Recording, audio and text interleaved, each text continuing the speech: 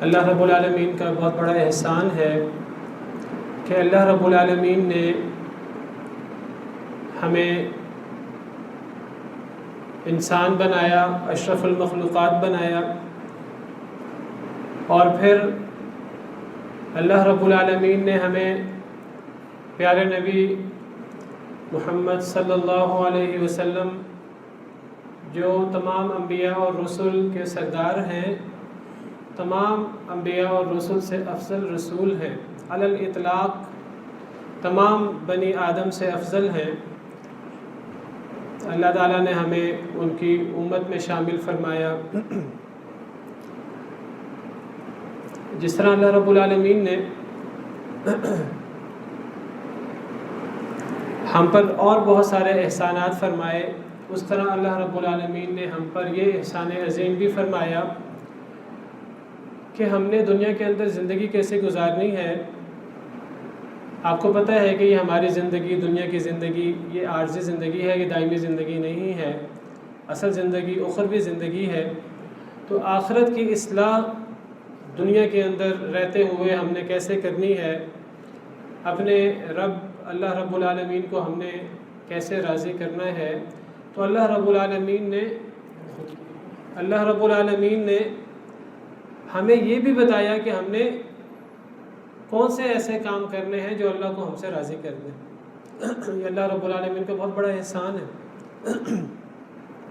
اگر کوئی شخص دنیا میں موجود ہو، اس کو یہ پتہ نہ ہو کہ میں نے اپنے رب کو راضی کرنا ہے، کیسے راضی کروں، تو انسان حیران پریشان ہوتا ہے۔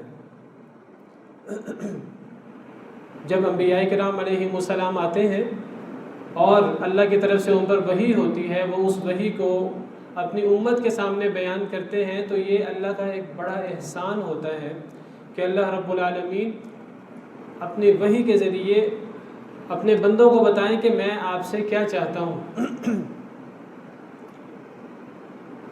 یہ قرآن کریم، یہ اللہ رب العالمین کا بہت بڑا احسان ہے ہمارے لیے۔ ان ھذا القرآن یہدی للتی ہی اقوم، یہ قرآن بہترین رستے کی رہنمائی کرتا ہے۔ سیدنا ابراہیم علیہ السلام نے اللہ تعالیٰ سے دعا کی تھی کہ اے اللہ تعالیٰ، میری اولاد میں ایک ایسا رسول بنا جو اپنی امت کو دین کے احکامات سکھائے، ان پر اللہ کی طرف سے اترنے والی وحی پڑھے اور ان کا تزکیہ کرے۔ سیدنا ابراہیم علیہ السلام نے دعا کی تھی۔ جس طرح انہوں نے یہ دعا کی تھی کہ اے اللہ تعالیٰ، ایک میری اولاد میں ایک نبی مبعوث فرما، ربنا وابعث فیہم رسولا منہم یتلو علیہم آیاتک، اسی طرح انہوں نے اللہ سے دعا کی تھی کہ اے اللہ تعالیٰ، ہمیں عبادت کے طریقے بھی سکھا۔ عبادت کے طریقے اللہ رب العالمین نے جو ہمیں بتائے ہیں، یہ اللہ کا احسان ہے ہم پر۔ یہ کوئی ہمارا احسان نہیں ہے کہ ہم وہ طریقے سیکھیں اور ان طریقوں پر عمل کریں اور کوئی پھر ہم عمل کر کے بڑا خوش ہوں کہ ہم نے بڑا احسان کر دیا ہے۔ یہ اللہ رب العالمین کا بہت بڑا احسان ہے کہ اللہ رب العالمین نے ہمیں مسلمان بنایا، اور پھر اللہ رب العالمین نے ہمیں بتایا کہ ہم نے اللہ کو کیسے راضی کرنا ہے، ہم نے نماز کیسے پڑھنی ہے، ہم نے زکوٰۃ کیسے دینی ہے، ہم نے حج کیسے کرنا ہے۔ تو سیدنا ابراہیم، سیدنا اسماعیل علیہ السلام نے جو دعائیں کی تھی خانہ کعبہ کی تعمیر کے وقت، ان دعاؤں میں یہ بھی تھا وَأَرِنَا مَنَاسِكَنَا، کہ اے اللہ تعالیٰ، ہمیں سکھا کہ ہم عبادت کیسے کریں، ہمیں عبادت کے طریقے سکھا۔ نبی کریم صلی اللہ علیہ وسلم نے جب حج فرمایا، آپ کو پتہ ہے کہ نبی صلی اللہ علیہ وسلم نے ایک ہی حج فرمایا ہے 10 ہجری میں، تو آپ کے ساتھ 1 لاکھ سے اوپر صحابہ کرام کا جمع غفیر تھا۔ تو نبی کریم صلی اللہ علیہ وسلم جو عمل کرتے جاتے، جہاں جہاں سے گزرتے جاتے، وہاں وہاں صحابہ کرام کو تلقین کرتے جاتے، خذوا عنی مناسککم، خذوا عنی مناسککم، مجھ سے اپنے عبادت کے طریقے سیکھ لو، مجھ سے اپنے عبادت کے طریقے سیکھ لو، شاید کہ میں اس سال کے بعد دوبارہ موجود نہ ہوں، آئندہ سال حج نہ کر سکوں، تو مجھ سے اپنے حج کے طریقے سیکھ لو۔ تو یہ عبادت کے طریقے سیکھنا یہ بہت ضروری ہے ہمارے لیے۔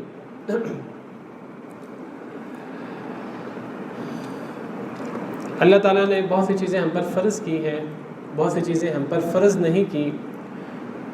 جو بھی چیز اللہ نے ہم پر فرض کی ہے جس کو انجام دینا، تو صرف اس کو انجام دینا ہی فرض نہیں ہے، اس کو انجام دینے کی راہ میں جتنی مرحلے ہیں وہ بھی فرض ہیں. مثال کے طور پر نماز پڑھنا فرض ہے، اسلام کے ارکان میں سے ایک رکن ہے.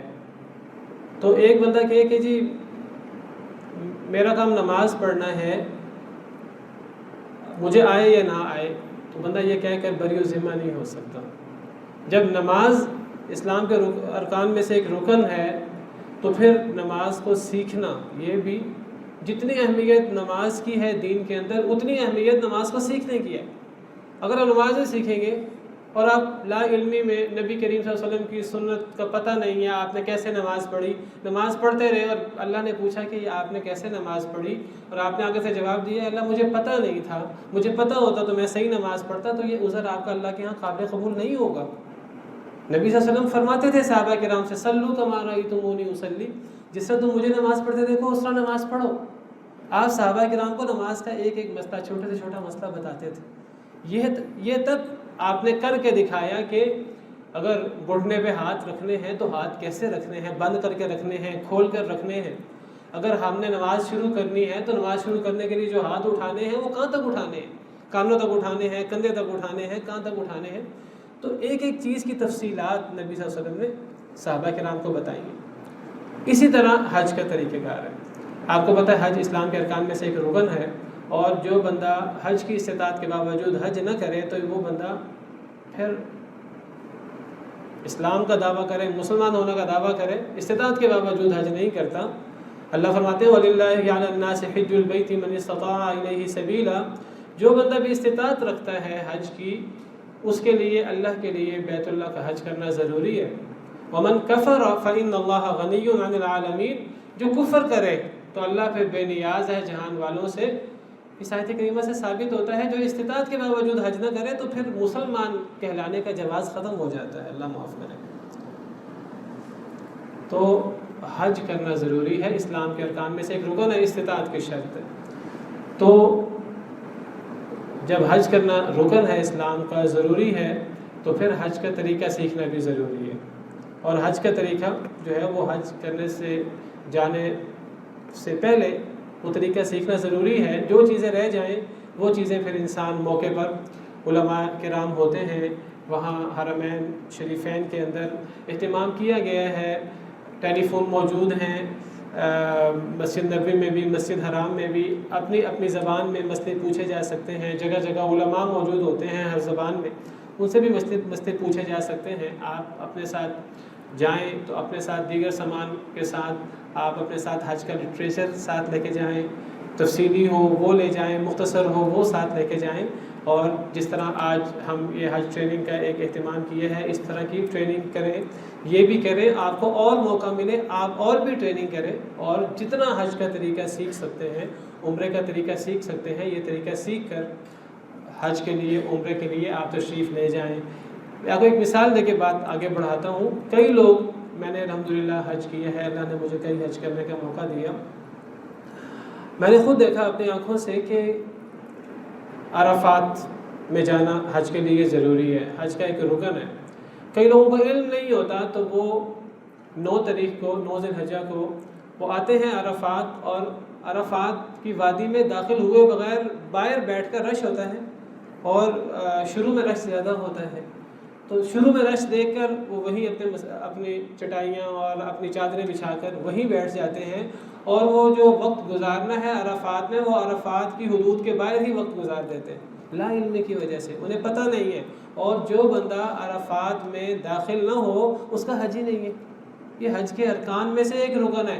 آپ کتنا اہتمام کر کے گئے ہیں اتنی دور سے، اور کتنی محنت کر کے، کتنا خرچہ کر کے. کئی لوگ کئی دفعہ پوری زندگی جو ہے وہ پیسہ جوڑ کر جو ہے وہ حج کا اہتمام کرتے ہیں، اور پھر حج کے لیے آپ جائیں اور جا کر پھر آپ عرفات میں داخل ہی نہ ہوں، اور داخل ہوئے بغیر آپ باہر بیٹھے، لوگ بھی باہر بیٹھے ہیں، آپ بھی باہر بیٹھے ہیں، آپ باہر بیٹھے جو ہیں وہ عرفات سے مزدلفہ آ جائیں، اور پھر آپ سمجھیں کہ جی ہم نے حج کیا ہے اور ہم نے جو ہے وہ بڑی محنت کی ہے. تو الحج عرفہ، حدیث مبارکہ میں ہے کہ حج عرفات کا نام ہے.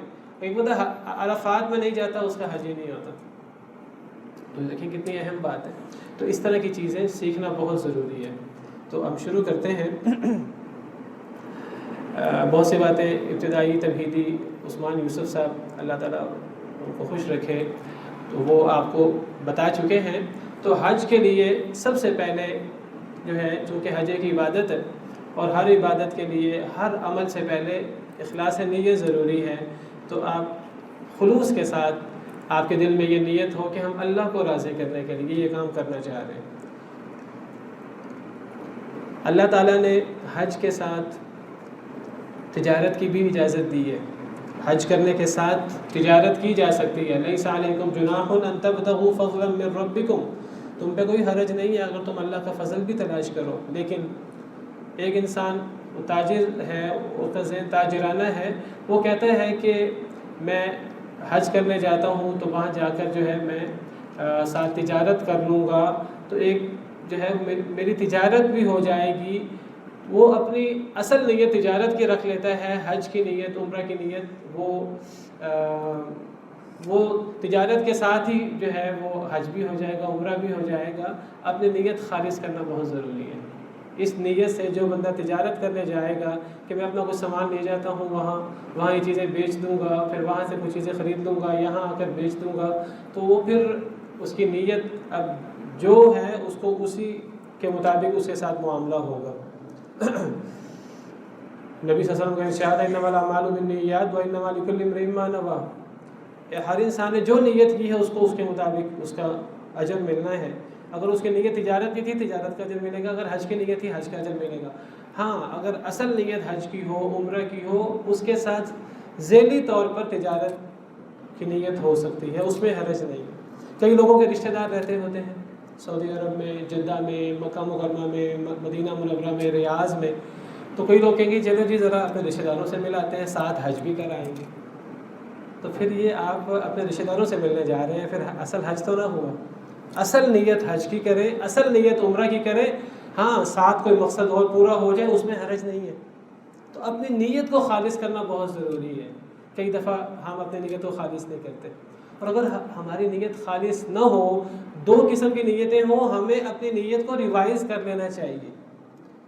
ہمیں زبان سے بول کر اپنے آپ کو, اگرچہ نیت دل کا عمل ہے, اس کے لیے زبان اصل چیز نہیں ہے, لیکن ہمیں اپنے آپ کو باور کراتے رہنا چاہیے کہ میں یہ کام اس لیے کرنا چاہ رہا ہوں, اس لیے کرنا چاہ رہا ہوں. اپنی نیت کی انسان اصلاح کرتا رہے, یہ بہت ضروری ہے. اگر آپ کے وہاں رشتہ دار رہتے ہیں, آپ حج کی نیت سے جانا چاہتے ہیں, آپ ساتھ رشتہ داروں سے مل سکتے ہیں, یہ بھی آپ نیت کر سکتے ہیں. لیکن آپ کی میں حج کرنے جا رہا ہوں, میرا اصل مقصد حج کرنا ہے, میرا اصل مقصد جو ہے وہ عمرہ کرنا ہے, ساتھ یہ کام بھی کر لیں گے. آپ کو عمرے کا ثواب مل جائے گا, حج کا ثواب ملے گا, اور ساتھ آپ کا وہ کام بھی ہو جائے گا. اگر اصل نیت جو ہے وہ دوسری ہوگی تو پھر وہ اصل ہوگی, اور پھر حج عمرہ جو ہے وہ پھر اس کا وہ ثواب نہیں ملے گا. جب بھی آپ حج عمرہ کریں تو حج عمرہ یہ بڑی عبادت ہے. جب ایک بڑی عبادت کریں گے تو بڑی عبادت کے ساتھ جو اللہ تعالیٰ نے عمومی طور پر ہم پہ چیزیں حرام کی ہیں, اور عمومی طور پہ جو ہم پہ چیزیں فرض کی ہیں, اللہ نے ہمیں ان حرام کردہ چیزوں سے اپنے آپ کو بچانا ہے, اور جو چیزیں اللہ نے ہم پر فرض کی ہیں ہمیں ان کی پابندی کرنی ہے. مثال کے طور پر ایک بندہ حج کرنے جاتا ہے, عمرہ کرنے جاتا ہے, نماز کا اہتمام نہیں کرتا, تو اس حج عمرے کا کوئی فائدہ نہیں ہے. ایک بندہ حج عمرہ کرنے جاتا ہے, جا کر جھوٹ سے, غیبت سے پرہیز نہیں کرتا, اس کے حج عمرے کا کوئی فائدہ نہیں ہے. کیونکہ یہ حج عمرہ جو ہے یہ ایک خاص قسم کی ٹریننگ ہے. اگر خاص قسم کی ٹریننگ میں آپ روزمرہ جو منہیات ہیں اور روزمرہ فرائض ہیں انہیں ادا نہیں کرتے, تو پھر اس خاص قسم کی ٹریننگ سے کیا فائدہ حاصل ہوگا؟ اس خاص قسم کی عبادت کو ادا کرنے سے کیا فائدہ حاصل ہوگا؟ کوئی فائدہ حاصل نہیں ہوگا. نبی صلی اللہ علیہ وسلم کا ارشاد ہے کہ من حج فلم یرفث ولم یفسق رجع کیوم ولدته امه. جو بندہ حج کرے بشرطے کہ وہ کوئی بیہودہ اور کوئی میاں بیوی والی بات, کوئی ایسا عمل نہ کرے فحش, ولم یفسق, کوئی فسق و فجور والا کام نہ کرے, رجع کیوم ولدته امه, تو اس کو پھر حج کی فضیلت, اس کو حج کا ثواب ملتا ہے کہ وہ ایسے جیسے ماں کے پیٹ سے آج وہ پیدا ہوا ہے, وہ گناہوں سے پاک ہو جاتا ہے. تو گناہوں سے پاک حج کے لیے شرط یہ ہے کہ اس کے اندر نہ رفث ہو نہ فسق و فجور ہو. اگر فسق و فجور موجود ہے غیبت موجود ہے، گناہ موجود ہے، جھوٹ موجود ہے، عقیدے کی خرابیاں جس طرح بیان کر رہے تھے عثمان صاحب، وہ موجود ہے، اور ہم سمجھ رہے ہیں ہم بڑی عظیم عبادت کر رہے ہیں، اس عبادت کا کوئی فائدہ نہیں ہے۔ اگر اللہ کے فرائض پر عمل نہیں ہو رہا تو اس عبادت کا کوئی فائدہ نہیں ہے۔ بنیادی فرائض وہ عمل کرنے ہیں۔ اللہ تعالیٰ نے ہمیں جو ایک حلیہ ہے، ایک شخصیت ہے، ہماری ایک ظاہری شخصیت ہے، ہمارا ایک اندر کا طرز عمل ہے، جو اللہ نے ہمیں شخصیت اپنانے کا حکم دیا، مردوں کو، عورتوں کو، ہمیں عام حالت میں اس کو اپنانا ہے۔ ہم حج کرنے جا رہے ہیں اور حج کرنے کے لیے جاتے وقت ہمارا حلیہ نبی صلی اللہ علیہ وسلم کے حلیے جیسا نہیں ہے، یہودیوں عیسائیوں جیسا ہے۔ نبی صلی اللہ علیہ وسلم نے فرمایا یہودیوں کی مخالفت کرو، عیسائیوں کی مخالفت کرو، داڑھی رکھو، مونچھوں کو پست کرو۔ ہم حج کرنے جائیں اور حج کرتے اور روزانہ ہم جو ہے وہ یہاں یہ کام کریں، نبی صلی اللہ علیہ وسلم کی سنت کا ہم حلق کریں، اور ہم سمجھیں کہ جی ہمارا حج ہو رہا ہے اور ہمارا عمرہ ہو رہا ہے، اور ہم بھی اس حج عمرے کے بعد ایسے جیسے کہ ماں کے پیٹ سے آج پیدا ہوئے ہیں، یہ ہمیں پھر فضیلت حاصل نہیں ہوگی۔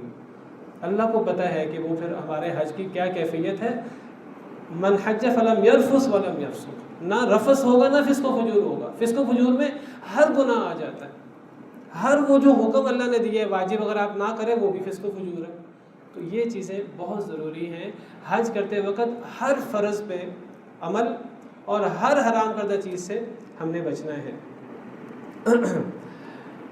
ایک بات بہت اہم ہے حج کے دوران کہ حج میں بہت زیادہ رش ہوتا ہے۔ نبی صلی اللہ علیہ وسلم کے دور میں 1 لاکھ سے زیادہ صحابہ کرام نے آپ کے ساتھ حج کیا۔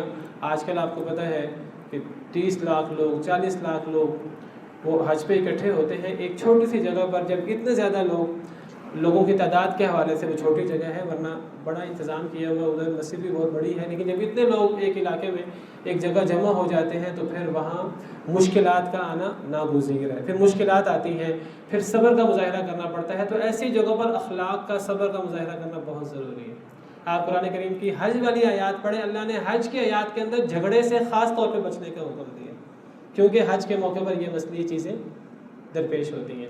الحج اشہر معلومات فمن فرض فیہن الحج فلا رفث ولا فسوق ولا جدال فی الحج۔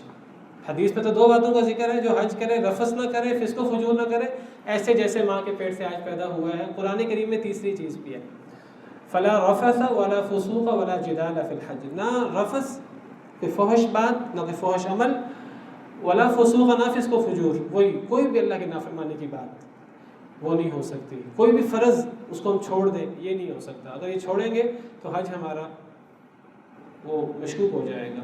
ولا جدال فی الحج، حج میں کوئی جھگڑا نہیں ہو سکتا، جھگڑا نہیں ہے حج کے اندر۔ حج جھگڑے سے پاک ہونا چاہیے، کیونکہ وہاں جھگڑے کی زیادہ صورتیں پیش آتی ہیں ہمارے علاقے کی بنسبت۔ ہمارے علاقے میں ہمارے جیسے لوگ ہوتے ہیں، تھوڑے لوگ ہوتے ہیں، ایک یوز ٹو ہم ایک معاملے سے ہوتے ہیں، ایک روٹین ہوتی ہے، تو معاملہ چل رہے ہوتے ہیں، وہاں نیا معاملہ ہوتا ہے، ہم سفر میں ہوتے ہیں، اتنے زیادہ لوگ ایک جگہ اکٹھے ہو جاتے ہیں، تو وہاں پاؤں پہ پاؤں آنا، دھکے سے دھکا لگ جانا، یہ چیزیں عام سی بات ہے۔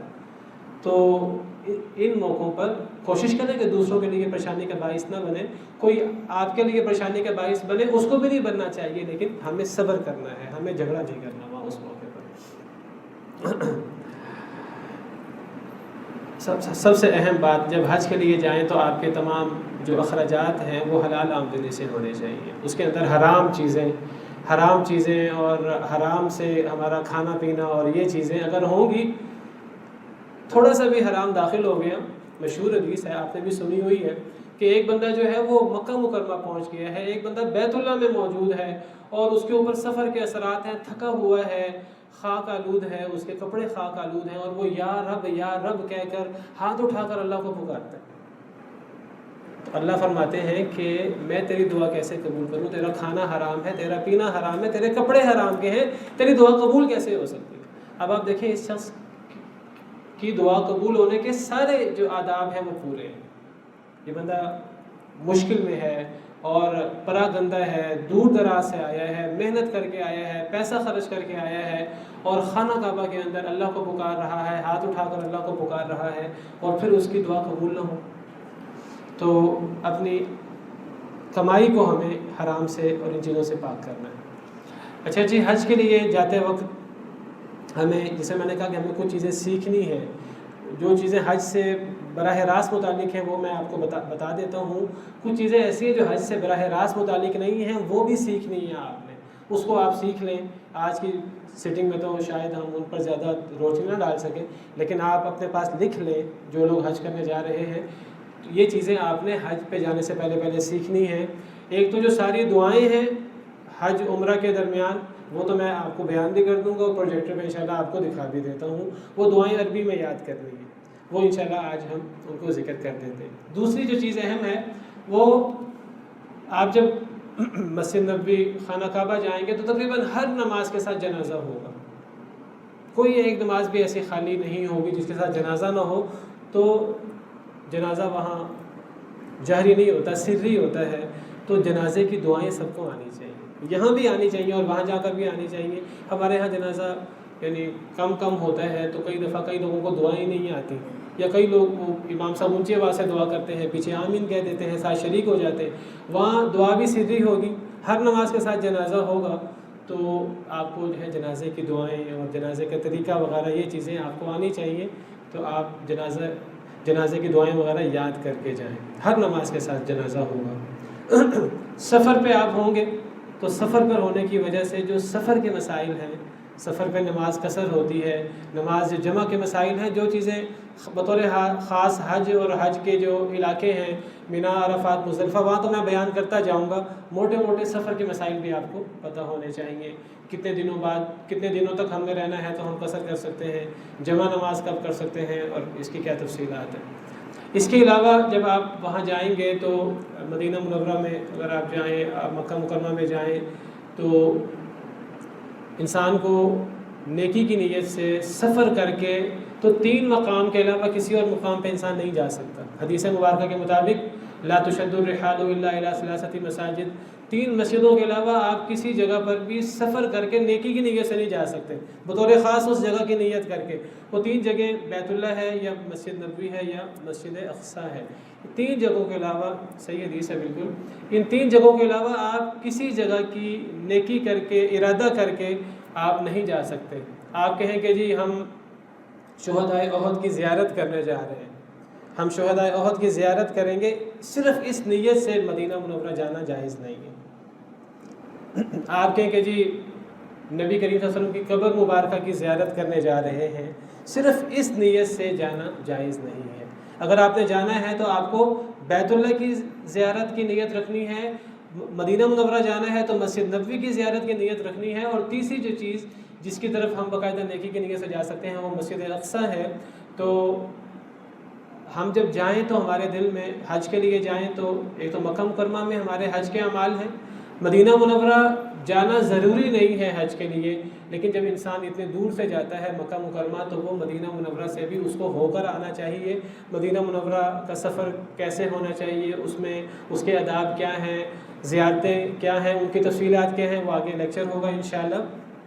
تو جب آپ مدینہ منورہ جائیں، مکہ مکرمہ جائیں بیت اللہ کی نیت سے، مسجد نبوی کی نیت سے، تو بیت اللہ میں جنت المعلیٰ ہے، قبرستان ہے جہاں صحابہ کرام کی قبریں ہیں، اور اسی طرح مدینہ منورہ میں جو ہے وہ بقیع الغرقد ہے، قبرستان ہے جہاں بہت سے جلیل القدر صحابہ کرام کی قبریں ہیں. پھر انسان جو ہے وہ جبل احد پہ جاتا ہے، شہدائے احد پہ، تو وہاں جا کر ہمیں قبروں کی زیارت کرنی ہے. تو قبروں کی زیارت کے آداب اور اس کی دعائیں کیا ہیں، قبر پہ جا کے ہمیں کیا کہنا چاہیے، تو یہ چیزیں جو ہیں وہ آپ کو پتہ ہونی چاہیے. اچھا جی، آپ نے جب حج کے لیے جانا ہے تو حج کے لیے جاتے وقت آپ کے پاس سامان کس طرح کا ہونا چاہیے، مختصر طور پہ آپ کو بتا کر ڈائریکٹ پھر آگے عمرے کے طریقے پر آ جاتا ہوں. جب آپ پیکنگ کر رہے ہیں اپنے حج کے، عمرہ کے سفر کے لیے، سب سے پہلی چیز یہ ہے کہ آپ سامان کم سے کم رکھیں. کئی لوگ ان کی عادت ہوتی ہے کہ کہیں سفر پہ جاتے ہیں تو پورے اہتمام کے ساتھ، پوری تیاری کے ساتھ چھوٹی سے چھوٹی چیز جو ہے وہ لے کر جاتے ہیں، ساتھ کئی دفعہ ان کے پاس سامان زیادہ ہو جاتا ہے. تو حج کا سفر یہ ایک مشکل سفر ہے، اور ہمارے ہاں عام طور پر پاکستان، ہندوستان، بر صغیر سے حج کرنے والے لوگ زیادہ تر اللہ ماشاء اللہ بوڑھے ہوتے ہیں. تو کوشش یہ کرنی چاہیے کہ سامان جتنا کم ہو اتنا بہتر ہے. زیادہ سامان ساتھ نہ لے کر جائیں. جو ضروری سامان ہے وہ ضرور ساتھ لیں، لیکن جو چیزیں زیادہ ضروری نہیں ہیں وہ بلا وجہ ان چیزوں کو، جی شاید ضرورت پڑ جائے، شاید اس کی ضرورت پڑ جائے، شاید ہمیں وہاں جوسر کی ضرورت پڑ جائے، جوس بنانا پڑ جائے، شاید ہمیں وہاں اس چیز کی ضرورت پڑ جائے، تو یہ بلا وجہ جو ہے نا وہ چیزوں کو اکٹھا نہ کریں، جتنا کم سے کم سامان رکھیں اتنا بہتر ہے۔ ضروری سامان ضرور ساتھ رکھیں، خاص طور پہ دوائیں وغیرہ، دوا جو ہے جو آپ استعمال کرتے ہیں تو وہ دوا وغیرہ ضرور ساتھ رکھیں، لیکن دوا کے حوالے سے ہمارے پاکستان میں اور ہندوستان وغیرہ میں زیادہ نہیں پوچھ گچھ ہوتی، لیکن سعودی عرب میں جب داخل ہوتے ہیں تو وہاں ایئرپورٹ کو پوچھ گچھ کرتے ہیں، تو خاص طور پہ دواؤں کے بارے میں کہ یہ دوا آپ کیوں استعمال کر رہے ہیں، کیوں ساتھ لے جا رہے ہیں۔ تو بعض دفعہ خاص طور پہ ایسی دعائیں جو نیند آور ہوں اور اس قسم کی دعائیں ہوں تو ان کے حوالے سے بڑی سختی بھی کرتے ہیں ایئرپورٹ پر۔ تو کوشش کریں اگر کوئی دوا ساتھ لے کر جائیں تو اس دوا کے ساتھ ڈاکٹر کا نسخہ اگر ساتھ ہو تو پھر ایسے معاملات میں وہ چھوٹ دے دیتے ہیں۔ اگر آپ کے پاس ڈاکٹر کا نسخہ ہو کہ ہمیں ڈاکٹر نے یہ دعا استعمال کرنے کا کہا ہے تو وہ ساتھ لے کر جائیں۔ بہت زیادہ قیمتی سامان، زیور وغیرہ، لیپ ٹاپ وغیرہ، اس قسم کی چیزیں بلا وجہ ساتھ نہ اٹھائیں۔ ممکن ہے وہاں کوئی ٹائپ کرنا پڑ جائے، ممکن ہے وہاں اس کی ضرورت پڑ جائے۔ اگر آپ کو کوئی ٹائپ وغیرہ کوئی وہاں ضرورت پڑ جائے تو وہاں جس طرح ہمارے یہاں جو ہے وہ ایسی دکانیں ہوتی ہیں جہاں سے ہم ایسی چیزیں ٹائپ کرا سکتے ہیں، وہاں بھی ہم ٹائپ کرا سکتے ہیں۔ تو اپنے ساتھ بلا وجہ لیپ ٹاپ اور زیور اور اس قسم کی چیزیں جو ہے وہ ساتھ نہ لے کر جائیں۔ کرنسی ساتھ رکھیں اپنے ساتھ، اور کوشش یہ کریں کہ جو ریال ہے وہ پاکستان سے آپ لے لیں کرنسی۔ وہاں جا کر جب آپ کرنسی وغیرہ لیں گے تو آپ کو ریٹ وغیرہ زیادہ مل سکتا ہے، آپ کو پریشانی ہو سکتی ہے ایئرپورٹ پہ، تو اس کا اہتمام کریں۔ لباس وغیرہ کے حوالے سے بات ہو گئی ہے، آرام دہ اور سادہ لباس ہو۔ مرد حضرات، عورتیں جب وہاں جائیں تو اگر عورتوں کو ہر جگہ پردہ کرنا چاہیے، اللہ تعالیٰ نے عورتوں کو پردہ کرنے کا حکم دیا ہے، اپنے آپ کو ڈھانکنے کا حکم دیا ہے، چہرے کو چھپانے کا حکم دیا ہے۔ یا ایھا النبی قل لازواجک وبناتک ونساء المؤمنین یدنین علیہن من جلابیبہن، اے نبی صلی اللہ علیہ وسلم اپنی بیویوں کو، اپنی بیٹیوں کو اور مومن عورتوں سب کو حکم دے دیں کہ اپنے اوپر چادریں اوڑھ کر رکھیں۔ تو یہ سب عورتوں کو یہ حکم ہے، تو جو عورتیں پردہ نہیں بھی کرتی ان کو وہاں جا کر پردہ کرنا ہے، کیونکہ وہاں سعودی عرب میں اس کی پابندی بھی ہے اور حج عمرے کا تقاضا بھی ہے۔ جیسا میں نے ذکر کیا کہ آپ حج عمرہ کرنا جا رہے ہیں اور اللہ کے حکم کی نافرمانی ہو رہی ہے، تو یہ حج عمرہ ہمارا مکمل ہوگا کہ نہیں ہوگا، اور ہمیں ثواب ملے گا کہ نہیں ملے گا۔ تو ساتھ جو ہے عبایا لے کے جائیں عورتیں، اور جو ہے وہ اس کا اہتمام کریں۔ اپنے ساتھ موزے لے لیں، خاص طور پہ جن کا سول جو ہے وہ ربر کا ہو، تو اس کا بڑا فائدہ ہوتا ہے چلنے کے لیے، طواف کرنے کے لیے، نفلی طواف کرنا ہوتا ہے، سعی کرنی ہوتی ہے، تو سعی میں اس کی بڑی ضرورت ہوتی ہے، سخت فرش ہوتا ہے تو چلتے رہنے سے کئی دفعہ پاؤں میں درد ہونا شروع ہو جاتی ہے، تو موٹی جرابیں یا موزے جو ہیں وہ ساتھ رکھیں۔ یہ موزے ہم احرام کی حالت میں استعمال نہیں کر سکتے کیونکہ اس میں ہمارے ٹخنے ڈھکے ہوتے ہیں، تو احرام کی حالت کے علاوہ ہم عام طواف میں، کیونکہ جب ہم نے وہاں رہنا ہے اتنے دن تو وہاں ایک افضل عبادت طواف ہوتا ہے، نفلی طواف، تو نفلی طواف کے لیے موزے ہوں، موٹی جراب وغیرہ کوئی ہو، اور سعی کے لیے جو ہے وہ اس طرح کر کے آپ یہ ساتھ لے کے جائیں تو بہتر ہے، لیکن احرام کے موقع پر اس کی اجازت نہیں ہے۔ اچھا جی، اب ہم حج کے عملی معاملات میں آ جاتے ہیں، حج اور عمرہ کے۔ سب سے پہلے میں عمرہ کے بارے میں کچھ ذکر کروں گا اور پھر اس کے بعد حج کے بارے میں۔ ایک تو صرف عمرہ ہے، صرف عمرہ کا طریقہ بیان کر دیتا ہوں۔ صرف عمرہ بھی ہوتا ہے اور عمرہ حج کے اندر بھی شامل ہوتا ہے۔ تو پہلے صرف عمرہ کے بارے میں بیان کر دیتا ہوں، پھر جو عمرہ حج کے اندر شامل ہے ہم نے اس کو حج کے ساتھ کیسے اٹیچ کرنا ہے، پھر اس کے بارے میں بات کر دیتا ہوں۔ عمرہ کے لیے ہمیں جو ہے وہ سب سے پہلے جس بات کی پابندی کرنی ہے وہ ہے ہم نے احرام پہننا ہے۔ سب سے پہلے تو ہمیں احرام پہنتے وقت، دو چادریں پہنتے وقت ہماری اس سے پہلے نیت ہونی چاہیے کہ ہم یہ چادریں اپنا تن چھپانے کے لیے نہیں پہن رہے، یہ اصل میں عمرے کے لیے، حج کے لیے ہمیں یہ چادریں پہننے کا حکم ہے۔ ہم حج عمرہ کی نیت سے یہ چادریں پہنیں گے، ورنہ یہ چادریں جو ہم حج عمرہ کے موقع پر پہنتے ہیں یہ چادریں حج عمرہ کے علاوہ بھی پہنی جا سکتی ہیں۔ عرب لوگ عام روزمرہ روٹین میں چادریں پہنتے تھے یہ ان کا عام لباس بھی تھا. ہمارا عام لباس شلوار قمیض ہے, پینٹ شرٹ پہن لیتے ہیں ہم. اس زمانے میں نبی صلی اللہ علیہ وسلم کے دور میں عربوں کا عام لباس نیچے کا ازار اور اوپر کی چادر, جس کو ردا کہتے تھے. تو 2 چادریں یہ ان کا عام لباس بھی تھا. تو جب ہم نے یہ چادریں پہننی ہیں, ہم نے یہ لباس کے طور پر نہیں پہننی, ہم نے یہ اپنا تن چھپانے کے لیے نہیں پہننی, ہم نے یہ پہننی ہے عمرہ کی نیت سے, حج کی نیت سے, جو بھی ہماری نیت ہوگی. اب یہ ہم نے کیسے پہننی ہے؟ پہلے تو جی میں پروجیکٹر کے بجائے آپ کو باقاعدہ پہن کے دکھا دوں گا. چادریں موجود ہیں ابھی آپ کے سامنے, آپ کو پہن کر دکھا دیتا ہوں. تو پہلے تو آپ نے غسل کرنا ہے, اور غسل کرنے کے بعد مرد ہو یا عورت تو غسل کر کے پھر یہ چادریں پہننی ہیں. یہ غسل کرنا ضروری نہیں ہے, لازمی نہیں ہے کہ غسل کے بغیر آپ احرام کی چادریں پہن نہیں سکتے, لیکن یہ غسل کرنا افضل ہے, مستحب ہے. آپ غسل کریں جس طرح ہم غسل کرتے ہیں جنابت کا, تو اس طرح کا غسل کریں, اور غسل کرنے کے بعد جو ہے وہ یہ آپ احرام کی چادریں پہنیں.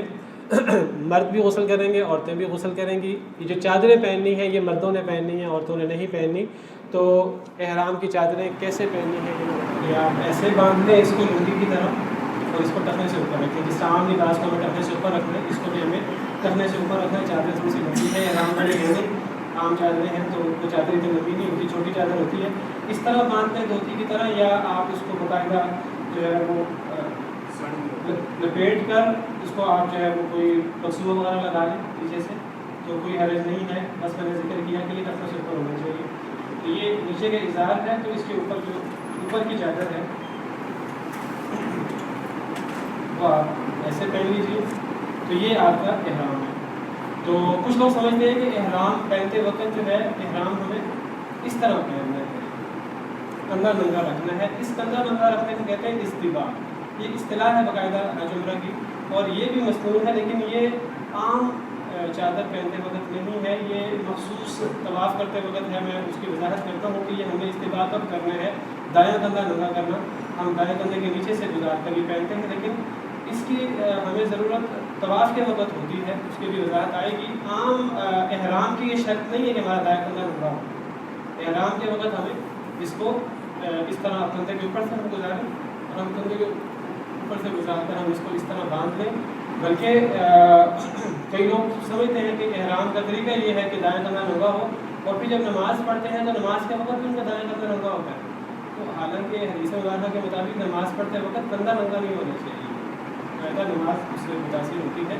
تو ہمیں اس کندھے کو, دونوں کندھوں کو ڈھکنا ہے. اپنے عام حالت میں مخصوص تھوڑے سے وقت کے لیے ہمیں یہ دایاں کندھا ننگا کرنا ہے. وہ کب کرنا ہے؟ ہمیں آپ غسل کرنے کے بعد مردوں نے جو ہے وہ احرام پہننا ہے, 2 چادریں پہننی ہیں. عورتوں نے اپنا عام لباس جو ہے وہ کوئی بھی لباس جو عام طور پہ وہ پہنتی ہیں تو وہ پہن لیں. تو کوئی بھی لباس ہو سکتا ہے, بس کوشش کریں کہ بہت زیادہ شوق نہ ہو, کوئی اس طرح کا لباس نہ ہو جیسا ہم شادیوں پر اور اس طرح کر کے پہنتے ہیں. سادہ لباس رکھیں تو اتنا بہتر ہے. عورتیں عام گھر کا لباس پہنیں گی. تو مرد جو ہیں وہ 2 چادریں ہوں گی. یہ چادریں جو ہیں بعض لوگ کہتے ہیں سلی ہوئی نہیں ہونی چاہیے. یہ سلی ہوئی چادریں ہیں, جسمانی سانچے کے مطابق سلی ہوئی نہیں ہونی چاہیے. یعنی جس طرح ہمارا جسمانی سانچہ ہوتا ہے, شرٹ ہم پہنتے ہیں, قمیض پہنتے ہیں, شلوار پہنتے ہیں, ہمارا جسم کے سانچے کے مطابق یہ چادریں مردوں کے لیے سلی ہوئی نہیں ہونی چاہیے. تو مرد یہ 2 چادریں پہنتے ہیں, تو عورتیں جو ہیں وہ اپنا عام لباس پہنتی ہیں. چادروں کا سفید ہونا یہ مستحب ہے, ضروری نہیں ہے. یہ چادریں سفید بھی ہو سکتی ہیں, سفید کے علاوہ بھی ہو سکتی ہیں, بہتر یہ ہے کہ سفید ہو. اچھا جی, جب احرام باندھ لیں گے تو بعض لوگ سمجھتے ہیں کہ احرام کی 2 رفتیں ہوتی ہیں. احرام کہاں باندھنا ہے؟ گھر میں باندھنا ہے, میقات میں؟ بھی اس کی وضاحت بھی کر دیتا ہوں. احرام باندھنے کی کوئی الگ سے سنتیں نہیں ہیں. ہاں, اگر آپ احرام باندھ کر سفر کرنے لگیں تو سفر کرنے کی سنتیں ہوتی ہیں. سفر کرنے کی 2 رکعتیں ہوتی ہیں. نبی کریم صلی اللہ علیہ وسلم جب بھی سفر شروع کرتے تھے, وہ حج کا سفر ہو, عمرے کا سفر ہو, جہاد کا سفر ہو, یا کوئی بھی سفر ہو, آپ سفر کے لیے نکلتے وقت بھی 2 رکعتیں پڑھتے تھے, اور آپ سفر کے لیے سفر سے واپس آتے وقت بھی جب گھر پہنچتے تھے تب بھی 2 رکعتیں پڑھتے تھے. تو اس نیت سے تو 2 رکعتیں پڑھنا مسنون ہے. ہمیں دیکھیے ہر کام سنت کے مطابق کرنا ہے.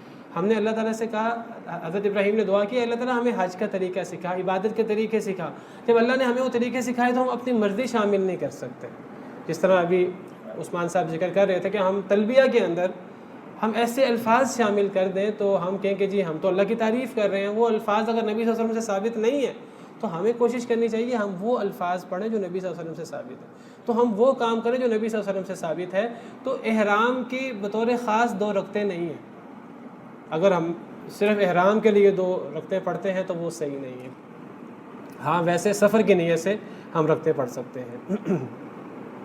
اچھا جی، اب یہ ہے کہ احرام ہم نے کہاں سے باندھنا ہے۔ دیکھیے اس کام کے لیے اللہ تعالیٰ نے میقات مقرر کی ہیں۔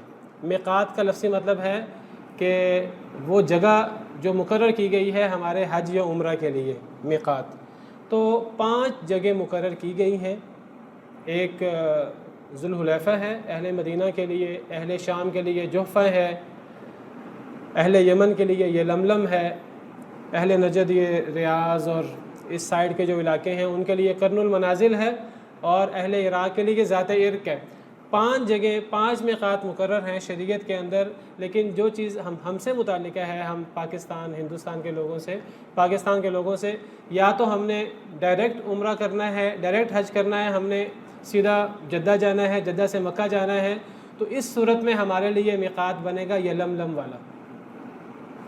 اس صورت میں ہمارے لیے میقات یہ لملم کا میقات بنے گا جو اہل یمن کے لیے مقرر کیا گیا ہے۔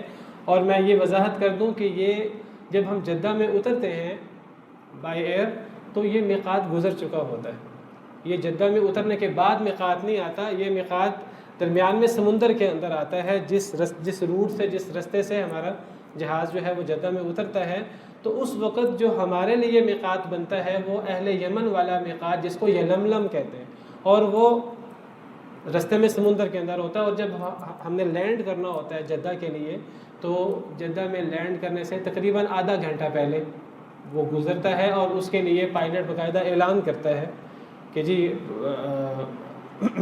اترنے سے آدھا گھنٹہ پہلے، اس سے بھی 15-20 منٹ پہلے وہ اعلان کرتا ہے کہ ہم 10-15 منٹ بعد میقات سے گزرنے والے ہیں، جنہوں نے اپنی چادریں وغیرہ باندھنی ہے، احرام اب باندھنا ہے تو وہ احرام وغیرہ باندھ لیں، اور جنہوں نے نیت وغیرہ کرنی ہے تو وہ نیت کر لیں۔ تو ایک تو ہے میقات یہ لملم والا اہل یمن کا، یہ ہمارے لیے ہوتا ہے۔ اور دوسرا میقات اگر ہم مدینہ منورہ سیدھا پہنچیں، اور مدینہ منورہ سے اگر ہم نے جانا ہے مکہ مکرمہ، تو اہل مدینہ کے لیے میقات ذوالحلیفہ ہے، جس کو آج بیار علی کہتے ہیں اس علاقے کو، یہ مدینہ منورہ کے ساتھ ہی ہے۔ جیسے ہی وہاں سے بسیں نکلتی ہیں تو پہلے میقات جاتی ہیں اور پھر آگے۔ تو اب ہم نے جو احرام باندھنا ہے، مردوں نے باقاعدہ چادریں پہننی ہیں اور عورتوں نے نیت کرنی ہے، صرف غسل گھر میں کر لیں گی یا وہ میقات سے بھی غسل ہو سکتا ہے۔ تو عورتوں نے جو عام لباس پہننا ہے تو یہ اس کا اصل جگہ ہے میقات، میقات سے یہ احرام پہننا چاہیے اور گھر سے نہیں پہننا چاہیے۔ لیکن اگر ہم کہیں کہ ہم گھر سے پہن لیں، یا یہ ہے کہ ہم نے، جیسا میں نے کہا کہ ہم نے جدہ اترنا ہے، تو اب جدہ اترنے کے بعد تو ہم احرام چینج نہیں کر سکتے۔ اگر ہم احرام کراس کر لیں، اگر ہم میقات کراس کر لیں احرام پہنے بغیر، تو پھر ہمیں واپس دوبارہ میقات جا کر احرام پہننا چاہیے، اور اگر ہم یہ کام نہیں کرتے تو ہم پہ دم پڑ جاتا ہے، تو ہم احرام پہنے بغیر میقات کو کراس نہیں کر سکتے۔ تو اب ہم جہاز کے اندر احرام کیسے باندھیں؟ جہاز کے اندر اگر سب لوگ ہی احرام باندھنا شروع کریں، سب لوگ ہی حاجی ہوں یا عمرے والے ہوں، تو وہاں تو پھر انتظام بھی کم ہوتا ہے، کسی نے باتھ روم جانا ہے تو کچھ لوگ جو ہے وہ ایئرپورٹ پہ احرام باندھ لیتے ہیں، کچھ لوگ گھر سے احرام باندھ لیتے ہیں۔ تو جائز ہے آپ گھر سے پہن لیں، غسل کر کے آپ ایئرپورٹ سے پہن لیں، لیکن بہتر یہ ہے کہ آپ گھر سے احرام پہنیں، ایئرپورٹ سے آپ احرام پہنیں تو آپ احرام کی نیت نہ کریں۔ اصل چیز ہے نیت۔ آپ نیت یہ کریں کہ آپ عام کپڑے پہن رہے ہیں، جس طرح میں نے شلوار قمیض پہنی ہے، کسی نے پتلون پہنی ہوتی ہے، تو ایک بندہ عربوں والا لباس پہن لے، اوپر چادر پہن لے، نیچے ازار پہن لے، ایک عام لباس کی طرح ہم نے اپنے جسم کو ڈھکا ہوا ہے، ابھی ہم پر احرام کی پابندیاں نہیں ہوئی، ہم نے احرام پہن لیا ہے گھر میں پہن لیں، ایئرپورٹ میں پہن لیں، کوئی فرق نہیں پڑتا۔ لیکن جب آپ میقات سے گزرنے لگے اس وقت آپ نے نیت کرنی ہے اللہم لبیک عمرہ، اگر عمرہ کر رہے ہیں تو اللہم لبیک عمرہ، اور اگر حج کر رہے ہیں تو اللہم لبیک حجا۔ تو حج تمتع کرنے والے وہ اللہم لبیک عمرہ ہی کہیں گے، کیونکہ پہلے حج تمتع والے عمرہ کرتے ہیں، حج تمتع کرنے والے اللہم لبیک عمرۃ کہیں گے۔ تو خلاصہ یہ ہے کہ آپ نے احرام باندھنا ہے، میقات سے احرام کی نیت کرنی ہے، میقات سے، میقات اسی کام کے لیے مقرر کیے گئے ہیں، لیکن اگر کسی مجبوری کی وجہ سے، جس طرح ہمارے لیے مجبوری ہے کہ جہاز جب اترتا ہے جدہ میں تو ہم میقات کو کراس کر چکے ہوتے ہیں، تو ایسی مجبوری میں، اگرچہ کوئی بڑی مجبوری نہیں ہے، میں تو اکثر جہاز کے اندر ہی، میں نے ایک لفافے کے اندر احرام لیا ہوتا ہے، تو جہاز کے اندر ہی اپنی سیٹ پہ بیٹھے بیٹھے احرام پہن لیتے ہیں، تو وہاں سے باندھ سکتے ہیں، لیکن جو لوگ پہلی دفعہ کر رہے ہیں تو بہتر ہے آپ گھر سے پہن لیں یا ایئرپورٹ سے باندھ لیں، لیکن نیت نہ کریں۔ نیت آپ تب کریں جب پائلٹ اعلان کرے کہ 15 منٹ بعد جو ہے میقات سے ہم گزرنے والے ہیں، پھر وہ جب میقات سے گزرنے لگتے ہیں اس وقت وہ اعلان بھی کرتا ہے، تو اس وقت آپ نیت کریں، تو پھر آپ پر اس وقت سے احرام کی پابندیاں شروع ہوں گی، اگرچہ آپ نے احرام پہلے سے باندھ لیا ہے، اس وقت نیت نہ کریں۔ اور عورتیں بھی یہی کام کریں، عورتوں کو تو احرام چینج بھی نہیں کرنا، مردوں کو تو چینج کرنا ہے، عورتیں تو عام لباس کے اندر، تو عورتیں جو ہیں اور مرد یہ کام کریں۔ تو ہمارے متعلق 2 میقات ہیں، ایک اگر مدینہ سے جانا ہے تو ذوالحلیفہ، اور اگر ہم نے یہاں سے جانا ہے لاہور کراچی سے تو ہم جدہ اتریں گے، تو ہمارے لیے یہ لملم ہے، لیکن وہ جدہ اترنے سے پہلے گزر جائے گا۔ اچھا جی، اب جب احرام باندھ لیا ہے اور احرام کی پابندیاں شروع ہو گئی ہیں، میقات کو ہم کراس کر چکے ہیں، اب ہمارا تلبیہ شروع ہو جائے گا۔ اچھا، جب ہم نے احرام باندھنا ہے، میں وضاحت کر چکا ہوں کہ ہمیں الفاظ کیا کہنے ہیں، ہمیں الفاظ کہنے ہیں اللہم لبیک عمرۃ، ہمیں یہ الفاظ کہنے ہیں اللہم لبیک عمرۃ، اے اللہ میں حاضر ہوں عمرہ کے لیے، اگر ہم عمرہ کر رہے ہیں، صرف عمرہ کر رہے ہیں۔ اور اگر ہم حج تمتع کر رہے ہیں، ہمارے پاکستانی حضرات اکثر حج تمتع کرتے ہیں، اور حج تمتع سب سے افضل ہے۔ حج کی 3 قسمیں ہیں، حج افراد، حج قران اور حج تمتع۔ حج افراد میں اکیلا حج ہوتا ہے، حج قران اور حج تمتع دونوں میں حج عمرہ دونوں اکٹھے ہوتے ہیں، بس تھوڑا سا فرق ہے حج قران اور حج تمتع میں۔ حج قران میں آپ جب عمرہ کرتے ہیں تو عمرہ کے بعد احرام نہیں اتارتے، اسی احرام کے ساتھ آپ حج کر لیتے ہیں، اور حج تمتع میں آپ جب عمرہ کرتے ہیں تو عمرہ کرنے کے بعد احرام اتار دیتے ہیں، احرام کی پابندیاں ختم ہو جاتی ہیں، پھر آپ 8 تاریخ کو مکہ مکرمہ سے حج کا احرام باندھتے ہیں۔ تو یہ ایک حج افراد ہے، حج افراد میں صرف حج ہوتا ہے، عمرہ ہوتا ہی نہیں ہے۔ تو جو شخص جو بھی حج کر رہا ہے، جو حج افراد کرے گا، وہ میقات سے گزرتے ہوئے صرف حج کی نیت کرے گا، اللہم لبیک حجا۔ جو بندہ حج قران کر رہا ہے، حج قران میں بھی حج عمرہ دونوں ہوتے ہیں، اور ایک ہی احرام دونوں کے لیے ہوتا ہے، اور اس احرام کو عمرے کے بعد کھولنا بھی نہیں ہے۔ تو حج قران کے لیے میقات سے گزرتے وقت جو ہماری الفاظ ہوتے ہیں، یہ حج میں ہم نے نیت کے ساتھ الفاظ بھی پڑھنے ہیں، اگرچہ عام اعمال کی نیت کے ساتھ الفاظ نہیں ہوتے، حج کے لیے الفاظ بھی ہوتے ہیں۔ تو حج قران کے لیے جو ہم الفاظ ادا کریں گے، اللہم لبیک حجا وعمرۃ، اے اللہ میں حاضر ہوں حج عمرہ کے لیے، کیونکہ یہ ایک ہی احرام عمرہ حج دونوں کے لیے ہوتا ہے، اور اس احرام کو ہم نے کھولنا نہیں ہے، اس احرام کو ہم نے ختم نہیں کرنا حج تک۔ اور تیسرا حج ہے حج تمتع۔ حج تمتع میں اصل میں آپ عمرہ کر کے، عمرہ کا احرام کھولنے کے بعد پھر آپ پر احرام کی پابندیاں ختم ہو جاتی ہیں۔ 8 تاریخ کو، 8 ذی الحجہ کو آپ نے حج کا احرام نئے سرے سے باندھنا ہے، تو آپ عمرہ کرنے کے بعد، فارغ ہونے کے بعد اسی عمرہ سے حج کا فائدہ اٹھاتے ہیں، جس طرح قرآن کریم میں ہے فَمَن تَمَتَّعَ بِالْعُمْرَةِ إِلَى الْحَجِّ، بس جو شخص فائدہ اٹھائے عمرہ سے حج کا، یہ مطلب ہے حج تمتع، اس کو قرآن نے تمتع کہا، فَمَن تَمَتَّعَ بِالْعُمْرَةِ إِلَى الْحَجِّ۔ یہ سب سے افضل حج ہے، اس کا نبی صلی اللہ علیہ وسلم نے صحابہ کرام کو حکم دیا، اور ہمارے اکثر پاکستانی یہی حج کرتے ہیں۔ تو حج تمتع کرنے والے کر حج رہے ہیں، لیکن وہ حج سے پہلے عمرہ کرتے ہیں، اور عمرہ الگ ہوتا ہے، حج الگ ہوتا ہے، تو وہ نیت عمرہ کی کرتے ہیں۔ حج تمتع میں جو حج تمتع کر رہے ہیں اور اکثر حج تمتع کرتے ہیں، انہوں نے میقات سے گزرتے وقت عمرہ کی نیت کرنی ہے، صرف انہوں نے کہنا ہے اللہم لبیک عمرۃ۔ پھر جب وہ عمرہ کر کے فارغ ہو جائیں گے، حج کی نیت وہ کریں گے 8 تاریخ کو، جب احرام باندھیں گے، ابھی اس کا ذکر آئے گا، وہاں وہ الگ سے حج کا احرام باندھیں گے، اور وہاں اللہم لبیک حجا کہیں گے۔ نہیں وہ پھر اپنی رہائش سے مکہ مکرمہ میں وہیں سے احرام باندھیں گے 8 تاریخ کو. تو میں صرف بتا رہا ہوں جب ہم نے جہاز کے اندر ہی نیت کرنی ہے، جدہ اگر ہم نے اترنا ہے اور جدہ اترنے سے آدھا گھنٹہ پہلے ہم نے نیت کرنی ہے تو حج تمتع کرنے والے صرف عمرہ کی نیت کریں گے، اللہم لبیک عمرۃ. حج افراد کرنے والے صرف حج کی نیت کریں گے، اللہم لبیک حجا. اور حج قران کرنے والے وہ حج عمرہ دونوں کی نیت کریں گے، اللہم لبیک عمرۃ وحجا. اچھا، کوئی شخص اگر کسی کی طرف سے حج کر رہا ہے یا عمرہ کر رہا ہے تو وہ جو بھی کر رہا ہے، اگر وہ حج تمتع کر رہا ہے تو عمرہ کی نیت کرے گا تو وہ کہے گا اللہم لبیک عمرۃ عن کہہ کر اس کا نام لے لے گا. مثلا میں حج کرنا چاہ رہا ہوں اپنے والد صاحب کی طرف سے، تو میں کہوں گا اللہم لبیک، اور میں حج تمتع کرنا چاہ رہا ہوں. اب حج تمتع میں مجھے عمرہ کی نیت کرنی ہے، پہلے عمرہ کرنا ہے، تو میں کہوں گا اللہم لبیک عمرۃ عن ابی، یا میں نام لے لوں ان کا. لیکن حج بدل کرنے کے لیے یہ ضروری ہے کہ اس شخص نے اپنا حج پہلے کیا ہو. اچھا، اور بتا چکے ہیں عثمان صاحب کہ آپ احتیاطاً آپ یہ عمرہ یا حج کی نیت کرتے وقت دعا پڑھ لیں، اللہم محلی حیث حبستنی، اللہم محلی حیث حبستنی. اس دعا کا مطلب یہ ہے کہ اے اللہ، تو نے مجھے جہاں بھی روک لیا میں وہیں حلال ہو جاؤں گا.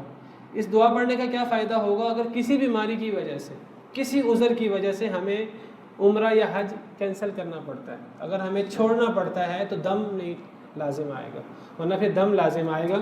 تو یہ دعا کیا ہے؟ یہ دعا میں آپ کے سامنے پروجیکٹر پہ میں نے آپ کو بتایا کہ حج تمتع کے لیے آپ نے یہ نیت کرنی ہے اللہم لبیک عمرۃ، اور حج افراد کے لیے آپ نے نیت کرنی ہے اللہم لبیک حجا، اور حج قران کے لیے اگر نیت کرنی ہے تو اللہم لبیک حجا وعمرۃ. اور اگر آپ نے کسی کی طرف سے کرنی ہے، ساتھ عن کا لفظ بول کر آپ آگے اس کا نام لے لیں گے. ٹھیک ہے جی. آگے جو میں نے آپ سے کہا کہ اگر آپ احتیاطاً ساتھ یہ دعا بھی پڑھ لیں، آپ احتیاطاً یہ دعا بھی پڑھ لیں اللہم محلی حیث حبستنی. اللہم محلی حیث حبستنی، اس دعا کا مطلب ہے اے اللہ، آپ نے مجھے جہاں بھی روک دیا میں وہیں حلال ہو جاؤں گا. اس کا فائدہ یہ ہوگا کہ آپ کو دم نہیں پڑے گا. اگر کسی مجبوری کی وجہ سے آپ اپنا حج چھوڑنا چاہیں، عمرہ چھوڑنا چاہیں، بعض دفعہ اللہ نہ کرے کوئی بیمار ہوتا ہے تو اس کو چھوڑنا پڑتا ہے حج یا عمرہ، تو اس کو یہ دعا کرنی ہوگی، یہ دعا پڑھنی ہوگی اللہم لبیک حجا وعمرۃ کہتے وقت. اب اس کے بعد کیا کرنا ہے؟ اس کے بعد جو ہے وہ اب آپ نے تلبیہ شروع کر دینا ہے. تلبیہ، اور تلبیہ کے الفاظ کیا ہیں؟ اس کے بعد آپ کا تلبیہ شروع ہو جائے گا. تلبیہ کے الفاظ یہ ہیں لبیک اللہم لبیک لبیک لا شریک لک لبیک ان الحمد والنعمت لک والملک لا شریک لک. یہ الفاظ تلبیہ کے آپ نے پڑھنے ہیں، جس کا مطلب ہے لبیک میں حاضر ہوں، اللہم اے اللہ لبیک میں حاضر ہوں، لبیک میں حاضر ہوں، لا شریک لک آپ کے علاوہ آپ کا کوئی شریک نہیں ہے، لبیک میں حاضر ہوں، ان الحمد والنعمت لک بے شک تعریف ساری کی ساری، نعمتیں ساری کی ساری آپ کی ہیں، والملک اور بادشاہی بھی یہ بھی آپ کی ہے، لا شریک لک آپ کا کوئی شریک نہیں ہے. تو یہ تلبیہ ہے، اور یہ تلبیہ توحید کا اعلان ہے. اس میں ہم صرف اللہ کو پکارتے ہیں اور اللہ کے علاوہ اوروں کی ہم نفی کرتے ہیں. تو یہ توحید کا اعلان ہمیں صرف حج میں نہیں کرنا، حج کے علاوہ پوری زندگی میں پھر ہمیں اسی توحید پر عمل پیرا رہنا ہے، اور ہمیں شرک سے اور ریاکاری سے اور ان چیزوں سے اپنے آپ کو بچانا ہے. تو تلبیہ آپ نے کہنا ہے. ابھی جو تلبیہ آپ نے کہنا ہے، یہ تلبیہ آپ نے احرام پہننے کے بعد، میقات سے گزرنے کے بعد عمرہ اگر کر رہے ہیں تو جب تک آپ مکہ مکرمہ نہیں پہنچتے، اور مکہ مکرمہ پہنچ کر جب تک آپ اپنا طواف شروع نہیں کرتے عمرے کے لیے، طواف شروع ہوتا ہے حجر اسود سے، جب تک آپ حجر اسود سے طواف شروع نہیں کرتے اس وقت تک آپ نے تلبیہ پڑھتے رہنا ہے. کتنا پڑھنا ہے؟ درمیان میں ہم وقفہ بھی کر سکتے ہیں، وقفہ کر سکتے ہیں، لیکن جتنا زیادہ ہم پڑھ سکیں ہمیں پڑھنا ہے. آپ یہ بات ذہن میں رکھیں کہ آج ہم لوگ میقات سے لے کر سب سے جو لمبا میقات ہے جس کا اور مکہ مکرمہ کا سب سے زیادہ فاصلہ ہے وہ ذوالحلیفہ ہے. آج اس میقات سے مکہ مکرمہ پہنچنا ہو ہم 4 گھنٹے 5 گھنٹے 6 گھنٹے میں آرام سے پہنچ جاتے ہیں۔ اگر ہم نے ذوالحلیفہ سے مکہ مکرمہ پہنچنا ہو جو سب سے لمبا میقات ہے، جو مکہ سے سب سے دور ہے، اور باقی سب میقات اس سے چھوٹے ہیں، آپ آدھے گھنٹے میں بھی 1 گھنٹے میں بھی آپ میقات سے مکہ مکرمہ تک پہنچ سکتے ہیں، تو بہت تھوڑا وقت ہے تلبیہ پڑھنے کے لیے۔ اس زمانے میں نبی کریم صلی اللہ علیہ وسلم صحابہ کرام کو ذوالحلیفہ سے مکہ مکرمہ پہنچنے تک تقریباً 8 دن لگتے تھے۔ پیدل سفر ہوتا تھا یا سواری پر، تو وہ 8 دن کے درمیان مسلسل تلبیہ پڑھتے رہتے تھے۔ اب ہمارے پاس تلبیہ پڑھنے کا وقت بہت تھوڑا ہے۔ اب ہم تھوڑا سا آرام کر لیں، بڑے تھکے ہوئے ہیں، ایئرپورٹ پہ بڑی مشکل سے ہماری امیگریشن ہوئی ہے اور بڑا تھکاوٹ ہوئی ہے، تو تھوڑا سا بس میں بیٹھ گئے ہیں، مکہ مکرمہ جاتے جاتے جدہ سے مکہ پہنچنا ہے، تو تھوڑا سا آرام کر لیں۔ وہ آرام کرتے کرتے سارا وقت گزر جائے گا اور آپ جو ہے وہ بیت اللہ پہنچ جائیں گے۔ تو تلبیہ کب پڑھنا ہے؟ جتنا تلبیہ پڑھ سکے اتنا تلبیہ پڑھنا ہے۔ اور صحابہ کرام کا طریقہ کار یہ تھا، نبی صلی اللہ علیہ وسلم صحابہ کرام کا 8 دن تک سفر میں تلبیہ پڑھتے تھے، درمیان میں رک بھی جاتے تھے، یہ نہیں ہر وقت تلبیہ ہی پڑھ رہے ہیں۔ تو وہ کیا کرتے، جب بھی کوئی اونچی گھاٹی آتی، جب بھی کوئی نیچے کھائی آتی، جب بھی کوئی سفر کے اندر کوئی اتار چڑھاؤ آتا، وہ اس وقت نئے سرے سے تلبیہ پڑھنا شروع کر دیتے۔ اور جب کچھ صحابہ کرام تھک جاتے تو انسان اپنی باتیں بھی کر سکتا ہے، اپنے دین کی باتیں بھی کر سکتا ہے، اپنی بعض دفعہ باتوں میں مگن ہو جاتے، تو کوئی صحابی اونچی آواز سے تلبیہ پڑھ کر دوسروں کو ریمائنڈ بھی کرا دیتے کہ ہم اس وقت جو ہے وہ حج اور عمرہ کے سفر پر ہیں، ہمیں تلبیہ پڑھنا چاہیے۔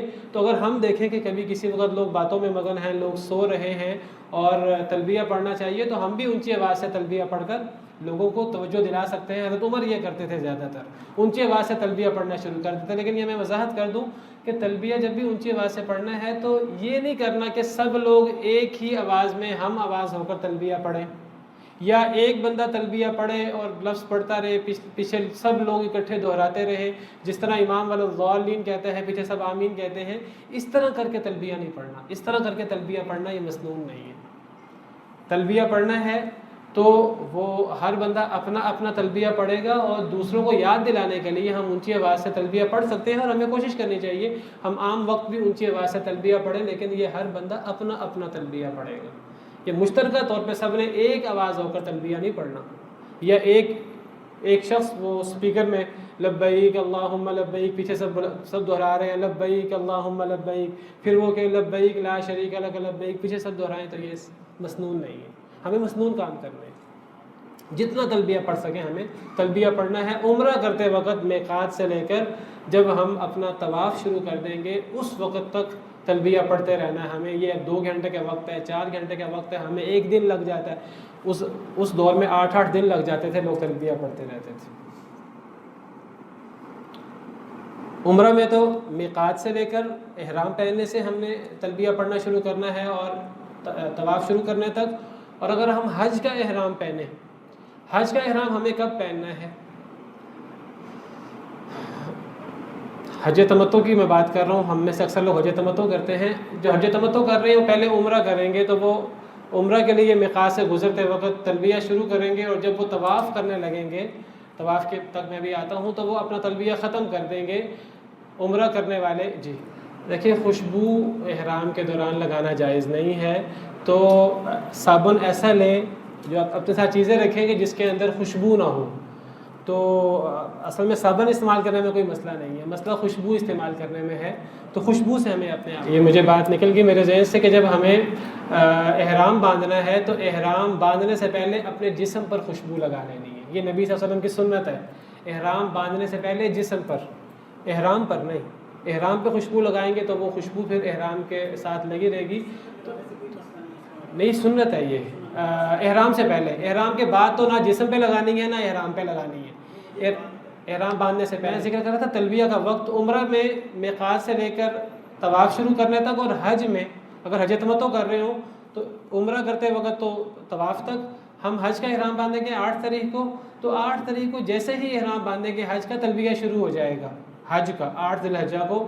اس وقت سے لے کر جب ہم نے 10 تاریخ کو رمی کرنی ہے، 10 تاریخ کو جو ہمیں کام کرنے ہیں اس میں ہمیں رمی کرنی ہے، جو بڑا جمرہ ہے اس کو ہمیں کنکر مارنے ہیں، کنکر مارنے تک ہمیں تلبیہ پڑھتے رہنا ہے۔ تو حج تمتع میں عمرہ کے لیے میقات سے لے کر طواف شروع کرنے تک اور حج کا احرام باندھنے سے 8 تاریخ کو اس وقت سے لے کر ہمیں 10 تاریخ کو رمی کرنے تک تلبیہ پڑھنا ہے۔ اور اگر ہم حج افراد کر رہے ہیں، حج افراد میں ہم میقات سے ہی حج کی نیت کر رہے ہیں، تو اب ہمیں وہ تلبیہ کہتے رہنا ہے اور 10 تاریخ تک رمی کرنے تک ہمیں تلبیہ کہتے رہنا ہے میقات سے لے کر، حج افراد اگر ہو تو۔ اور اگر حج قران ہو تو حج قران میں وہ بھی آپ کا ایک ہی احرام حج عمرے کا ہے، آپ نے وہ میقات سے تلبیہ شروع کرنا ہے، یہ تلبیہ آپ کا جاری رہے گا 10 تاریخ تک، اور رمی کرنے تک آپ کا تلبیہ جاری رہے گا۔ بس فرق یہ ہے کہ حج تمتع میں چونکہ آپ کا عمرہ کے بعد آپ کا احرام ختم ہو جائے گا، تو آپ نے بس طواف شروع کرنے سے پہلے تلبیہ ختم کر دینا ہے، اور پھر آپ نے دوبارہ تلبیہ شروع کرنا ہے حج تمتع میں جب آپ 8 تاریخ کو حج کا احرام باندھیں گے، پھر تلبیہ دوبارہ شروع کریں گے اور 10 تاریخ تک چلیں گے۔ 8 تاریخ کو کتنے بجے؟ جب وہ میں بتا دیتا ہوں، ابھی آپ نے سورج نکلنے کے بعد سے لے کر سورج نکلنے کے بعد آپ نے احرام باندھنا ہے، اور آپ نے کوشش کرنی ہے کہ آپ ظہر سے پہلے مینا پہنچیں، وہ تفصیل ابھی آ جاتی ہے۔ اچھا جی، احرام میں جو کچھ چیزیں منع ہیں، احرام میں کیا چیزیں منع ہیں جس کو ہم حالت احرام کے ممنوع کام کہتے ہیں؟ تو احرام پہننے کے بعد مردوں کے لیے، اور عورتیں وہ احرام نہیں باندھیں گی، وہ احرام کی نیت کریں گی اور ان کا عام لباس احرام کے حکم میں ہوگا، تو یہ پابندیاں عورتوں کے لیے بھی ہوں گی۔ ہم بال نہیں کاٹ سکتے، ناخن نہیں تراش سکتے، بال اور ناخن نہیں تراش سکتے۔ یہ آپ کے سامنے میں کہہ دیتا ہوں، میرے سامنے لسٹ موجود ہے جو چیزیں جائز نہیں ہیں احرام کے درمیان۔ بال اور ناخن تراشنا، سر اور جسم پر خوشبو لگانا، یہ اب احرام باندھنے کے بعد نہیں لگا سکتے، احرام باندھنے سے پہلے باقاعدہ خوشبو لگانا مسنون ہے جسم پر، احرام پر نہیں، جسم پر، لیکن احرام باندھنے کے بعد اب جسم پر خوشبو نہیں لگا سکتے، نہ سر پر لگا سکتے ہیں۔ اگر احرام سے پہلے لگائی ہے اور احرام کے بعد بھی خوشبو آ رہی ہو تو حرج نہیں ہے۔ سر کو ایسی چیز سے ڈھانپنا جو سر کے ساتھ مل جائے، مرد کے لیے یہ مرد کے لیے خاص ہے، سر کو ایسی چیز سے ڈھانپنا جو سر کے ساتھ مل جائے، ٹوپی، رومال، یہ چیزیں ہم مرد کا احرام سر کا ہوتا ہے، یعنی سر اس کا ڈھکا ہوا نہیں ہونا چاہیے۔ اب کئی لوگ کیا کرتے ہیں، کئی لوگ جب نماز پڑھتے ہیں تو نماز پڑھنے کے لیے وہ چادر اپنی سر کے اوپر کر لیتے ہیں کہ جی نماز تو ہمیں ننگے سر نہیں پڑھنی۔ عام دنوں میں اگر ہم ننگے سر نماز نہیں پڑھتے ہیں، ہم سر ڈھانپ کے پڑھتے ہیں، اچھی چیز ہے، اہتمام کریں آپ اس کا، لیکن حج کے اندر، عمرہ کے اندر احرام باندھے ہوئے سر آپ کا ڈھکا ہوا نہیں ہونا چاہیے۔ یہ باقاعدہ احرام کا طریقہ کار ہے، اگر آپ سر ڈھانکیں گے جان کر نماز کے لیے تو آپ پہ دم پڑ جائے گا، تو سر نہیں ڈھانکنا۔ ہاں، سر کے اوپر کوئی چیز لے سکتے ہیں ہم، کوئی چھتری وغیرہ، کوئی چھت ہمارے اوپر ہو سکتی ہے۔ بعض لوگ سمجھتے ہیں نہ سر کے اوپر کوئی چیز ہو، ٹوپی، نہ کوئی رومال وغیرہ، اور ہم چھت کے نیچے بھی نہیں آ سکتے۔ بعض لوگ جب سفر کرتے ہیں تو وہ ایسی بسوں پہ سفر کرتے ہیں جن کے اوپر چھت نہ ہو، آپ دیکھیں گے وہاں جب وہاں جائیں گے تو وہ مختلف جگہوں سے لوگ آتے ہیں، تو کچھ ایسے لوگ بھی ہیں جن کا خیال یہ ہے کہ سر کے اوپر مردوں کی کوئی چیز نہیں ہونی چاہیے، وہ سر کے اوپر سے سمجھتے ہیں نہ سر کے ساتھ ملی ہوئی اور نہ چھت، وہ چھت کے نیچے بھی نہیں، وہ جب بھی رات سوتے بھی ہیں تو آسمان کے نیچے، اور وہ جب سفر بھی کرتے ہیں تو ایسے بس پہ سفر کرتے ہیں جو کھلی ہو اوپر سے، مجھے سمجھ نہیں آتی کہ وہ جہاز کا سفر کیسے کرتے ہیں۔ بہرحال تو وہ میں نے بسیں دیکھی ہیں ایسی جن کے اوپر چھت نہیں ہوتی، تو بعض لوگ یہ اہتمام کرتے ہیں، لیکن یہ صحیح نہیں ہے۔ سر کے ساتھ لگی ہوئی چیز مردوں کے لیے منع ہے، عورتوں کے لیے منع نہیں ہے۔ عورتوں کا احرام چہرے کا ہوتا ہے، مرد کا احرام سر کا ہوتا ہے۔ عورتیں چہرے پر نقاب نہیں لیں گی، وہ وضاحت کر دی عثمان صاحب نے، نقاب سے مراد مخصوص چہرے کے سانچے کے مطابق کوئی چیز ہو وہ منع ہے، لیکن مرد موجود ہوں تو اوپر سے چادر لٹکا لینا وہ جائز ہے، اور وہ جائز نہیں ہے، بلکہ حضرت عائشہ ام المؤمنین رضی اللہ عنہ فرماتی ہیں کہ ہم حج یا عمرہ کے موقع پر ہم اپنا چہرہ کھلا رکھتی تھیں، لیکن جب مرد آ جاتے تو ہم اپنے چہرے کو ڈھک لیتی تھی۔ حضرت عائشہ کی مشہور حدیث ہے کہ جب مرد نہیں ہوتے تھے، حضرت عائشہ عورتوں میں ہوتی تھی، تو تب وہ اپنا چہرہ کھول لیتی تھی، اور عورت کے لیے چہرہ کھولنا ضروری ہے حج کے موقع پر، عمرہ کے موقع پر احرام کی پابندی ہے۔ لیکن اگر مرد آ جائے تو عورت چادر ڈال لے گی، کپڑا لٹکا لے گی۔ تو مرد کو جو ہے وہ سر ایسی چیز سے ڈھانپنا جو سر کے ساتھ مل جائے وہ جائز نہیں ہے۔ اچھا جی، کوئی ایسا کپڑا پہننا جو جسم کے مطابق سلا ہو، جسم کے سانچے کے مطابق سلا ہو، وہ جائز نہیں ہے. نہ قمیص پہن سکتے ہیں، نہ شلوار پہن سکتے ہیں، نہ موزے پہن سکتے ہیں. موزے انڈر ویئر نہیں پہن سکتے. جو بھی چیز جسم کے سانچے کے مطابق ہے. آپ جرابیں موزے بھی نہیں پہن سکتے، احرام کے اندر نہیں پہن سکتے. آپ کے ہمیں سردی لگے گی تو کیا کریں گے؟ اللہ نے ایک ایسا نظام رکھا ہے، مکہ مکرمہ کے اندر سردی نہیں لگتی. وہاں گرمی تو لگ سکتی ہے، اور ماشاء اللہ نے آج کل گرمی کا انتظام کر دیا ہے کنڈیشن وغیرہ کا، وہاں سردی نہیں لگتی. تو موزے اور ہم جراب وغیرہ نہیں پہن سکتے احرام کے دوران. احرام گزر جائے، حج کے دوران آپ جو مرضی پہنے، کوئی فرق نہیں پڑتا. عمرہ کے درمیان صرف احرام کی پابندی ہے. احرام کے دوران جو ہے وہ جسم کے سانچے کے مطابق کپڑا نہیں پہن سکتے. بیلٹ آپ پہن سکتے ہیں. بیلٹ اگر آپ جو ہے احرام کے اندر کوئی جیب وغیرہ نہیں ہے، بیلٹ پہن سکتے ہیں آپ، لیکن آپ انڈر ویئر وغیرہ ایسی چیز نہیں پہن سکتے. عورت کا دستانے نقاب پہننا. اچھا جی، اگر ان کاموں میں سے کوئی بھی کام ہو جائے، اگر تو یہ جان بوجھ کر کیا ہے تو اس پہ فدیہ پڑے گا. اگر یہ کام جان بوجھ کر نہیں کیا، بھول کر ہو گیا ہے، تو پھر اس پہ کوئی کفارہ نہیں ہے. بھول کر اگر ان کاموں میں سے کوئی ہو جائے، خوشبو لگا لی بھول کر، بال کاٹ لیے، ناخن کاٹ لیے بھول کر، تو اس پہ کوئی مسئلہ نہیں ہے. لیکن اگر جان بوجھ کر یہ کام کیا تو پھر فدیہ ہوگا. 6 مسکینوں کو کھانا کھلانا، یا بکری قربان کرنا، اور یا پھر 3 دن کے روزے رکھنا. اچھا، نکاح نہیں پڑھا سکتے، کوئی نکاح پڑھا نہیں سکتا، کسی کا نکاح نہیں پڑھا جا سکتا. اسی طرح رفث نہیں ہوگا. ہم بستری اور میاں بیوی کی جو باتیں ہیں وہ جائز نہیں ہیں. ہم بستری نہیں ہو سکتی. لیکن یہاں تھوڑی سی وضاحت ہے، وہ یہ ہے کہ عمرہ اگر کرنے والا بندہ طواف سے پہلے اگر بیوی سے ہم بستری کر لے، جماع کر لے، تو پھر اس کا عمرہ ختم ہو جائے گا. لیکن عمرہ ختم ایسے ہوگا کہ وہ اپنے اس عمرے کو مکمل کرے گا. اب یہ نہیں کہ اب چھوڑ دیں عمرہ، اگر اس سے یہ غلطی ہو گئی ہے تو وہ عمرہ مکمل کرے گا، نمبر 1. نمبر 2، وہ اب نیا عمرہ کرے گا. اور تیسرا کام یہ ہے کہ وہ دم دے گا. 3 کام کرنے ہوں گے. اگر عمرہ کرنے والا اگر وہ ہم بستری کر بیٹھے اپنی بیوی سے تو 3 کام کرے گا. یہ عمرہ مکمل کرے، دوبارہ عمرہ کی قضا کرے، ایک عمرہ کرے قضا والا، اور اس احرام کا فدیہ دے. اور اگر طواف کے بعد، سعی کے بعد، سر منڈوانے سے پہلے اس نے اگر بیوی سے ہم بستری کر لی ہے تو اس صورت میں اس کا عمرہ صحیح ہے، لیکن اسے دم دینا ہوگا. اگر طواف سے پہلے اس نے ہم بستری کر لی ہے بیوی سے تو اس کا عمرہ کینسل ہو گیا، لیکن اس کو عمرہ مکمل کرنا ہوگا، دوبارہ عمرہ کرنا ہوگا، اور اسے دم بھی دینا ہوگا. لیکن اگر طواف اور سعی کے بعد، سر منڈوانے سے پہلے اگر اس نے یہ ہم بستری کر لی تو اس وقت پھر اسے کیا کرنا ہوگا؟ اس وقت اسے صرف دم دینا ہوگا، اور اس کا عمرہ صحیح ہے. حج کے درمیان اگر ایک انسان حج کے درمیان جو ہے وہ بیوی سے ہم بستری کر لے، طواف کرنے سے پہلے، طواف افاضہ ہوتا ہے 10 تاریخ کو، اس سے پہلے، تو اس کا حج کینسل ہو جاتا ہے. لیکن اس کو وہ حج مکمل کرنا ہے اور دوبارہ حج کرنا ہے، اور اسے دم بھی دینا ہے. لیکن اگر وہ طواف کرنے کے بعد، اگر رمی کرنے کے بعد اگر وہ بیوی سے ہم بستری کر لے، طواف کرنے کے بعد، سعی کرنے سے پہلے، تو پھر اس صورت میں اسے صرف دم دینا ہوگا. چلے بہرحال اب جو ہے وہ ہاں، احرام کی حالت میں شکار بھی نہیں ہو سکتا. شکار کرنا منع ہے احرام کی حالت میں. مکہ مکرمہ میں احرام کی حالت میں بھی شکار منع ہے. اگر احرام نہ ہو تو احرام کے بغیر بھی مکہ مدینہ میں شکار کرنا منع ہے. احرام کے ساتھ تو بالاولیٰ منع ہے. اچھا جی، آپ جو ہے وہ جیسا میں نے کہا چھتری لے سکتے ہیں، سر کے اوپر سامان اٹھا سکتے ہیں، زخموں پر پٹی باندھ سکتے ہیں، احرام کی چادر بدل سکتے ہیں. احرام کی چادر بدلنے میں کوئی مسئلہ نہیں ہے. نہا سکتے ہیں احرام کے درمیان بھی. بعض لوگ سمجھتے ہیں احرام کے درمیان نہانا صحیح نہیں ہے، لیکن وہ جو صابن استعمال کرنا ہے وہ خوشبو والا نہ ہو. بیلٹ استعمال کر سکتے ہیں، گھڑی، ہیڈ فون، چشمہ وغیرہ لگا سکتے ہیں. یہ چیزیں منع نہیں ہیں، یہ جسم کے سانچے کے مطابق نہیں ہے. اچھا جی،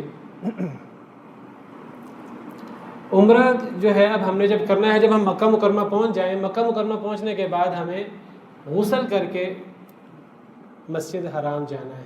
یہ سنت ہے، ہم غسل کر کے مسجد حرام جائیں.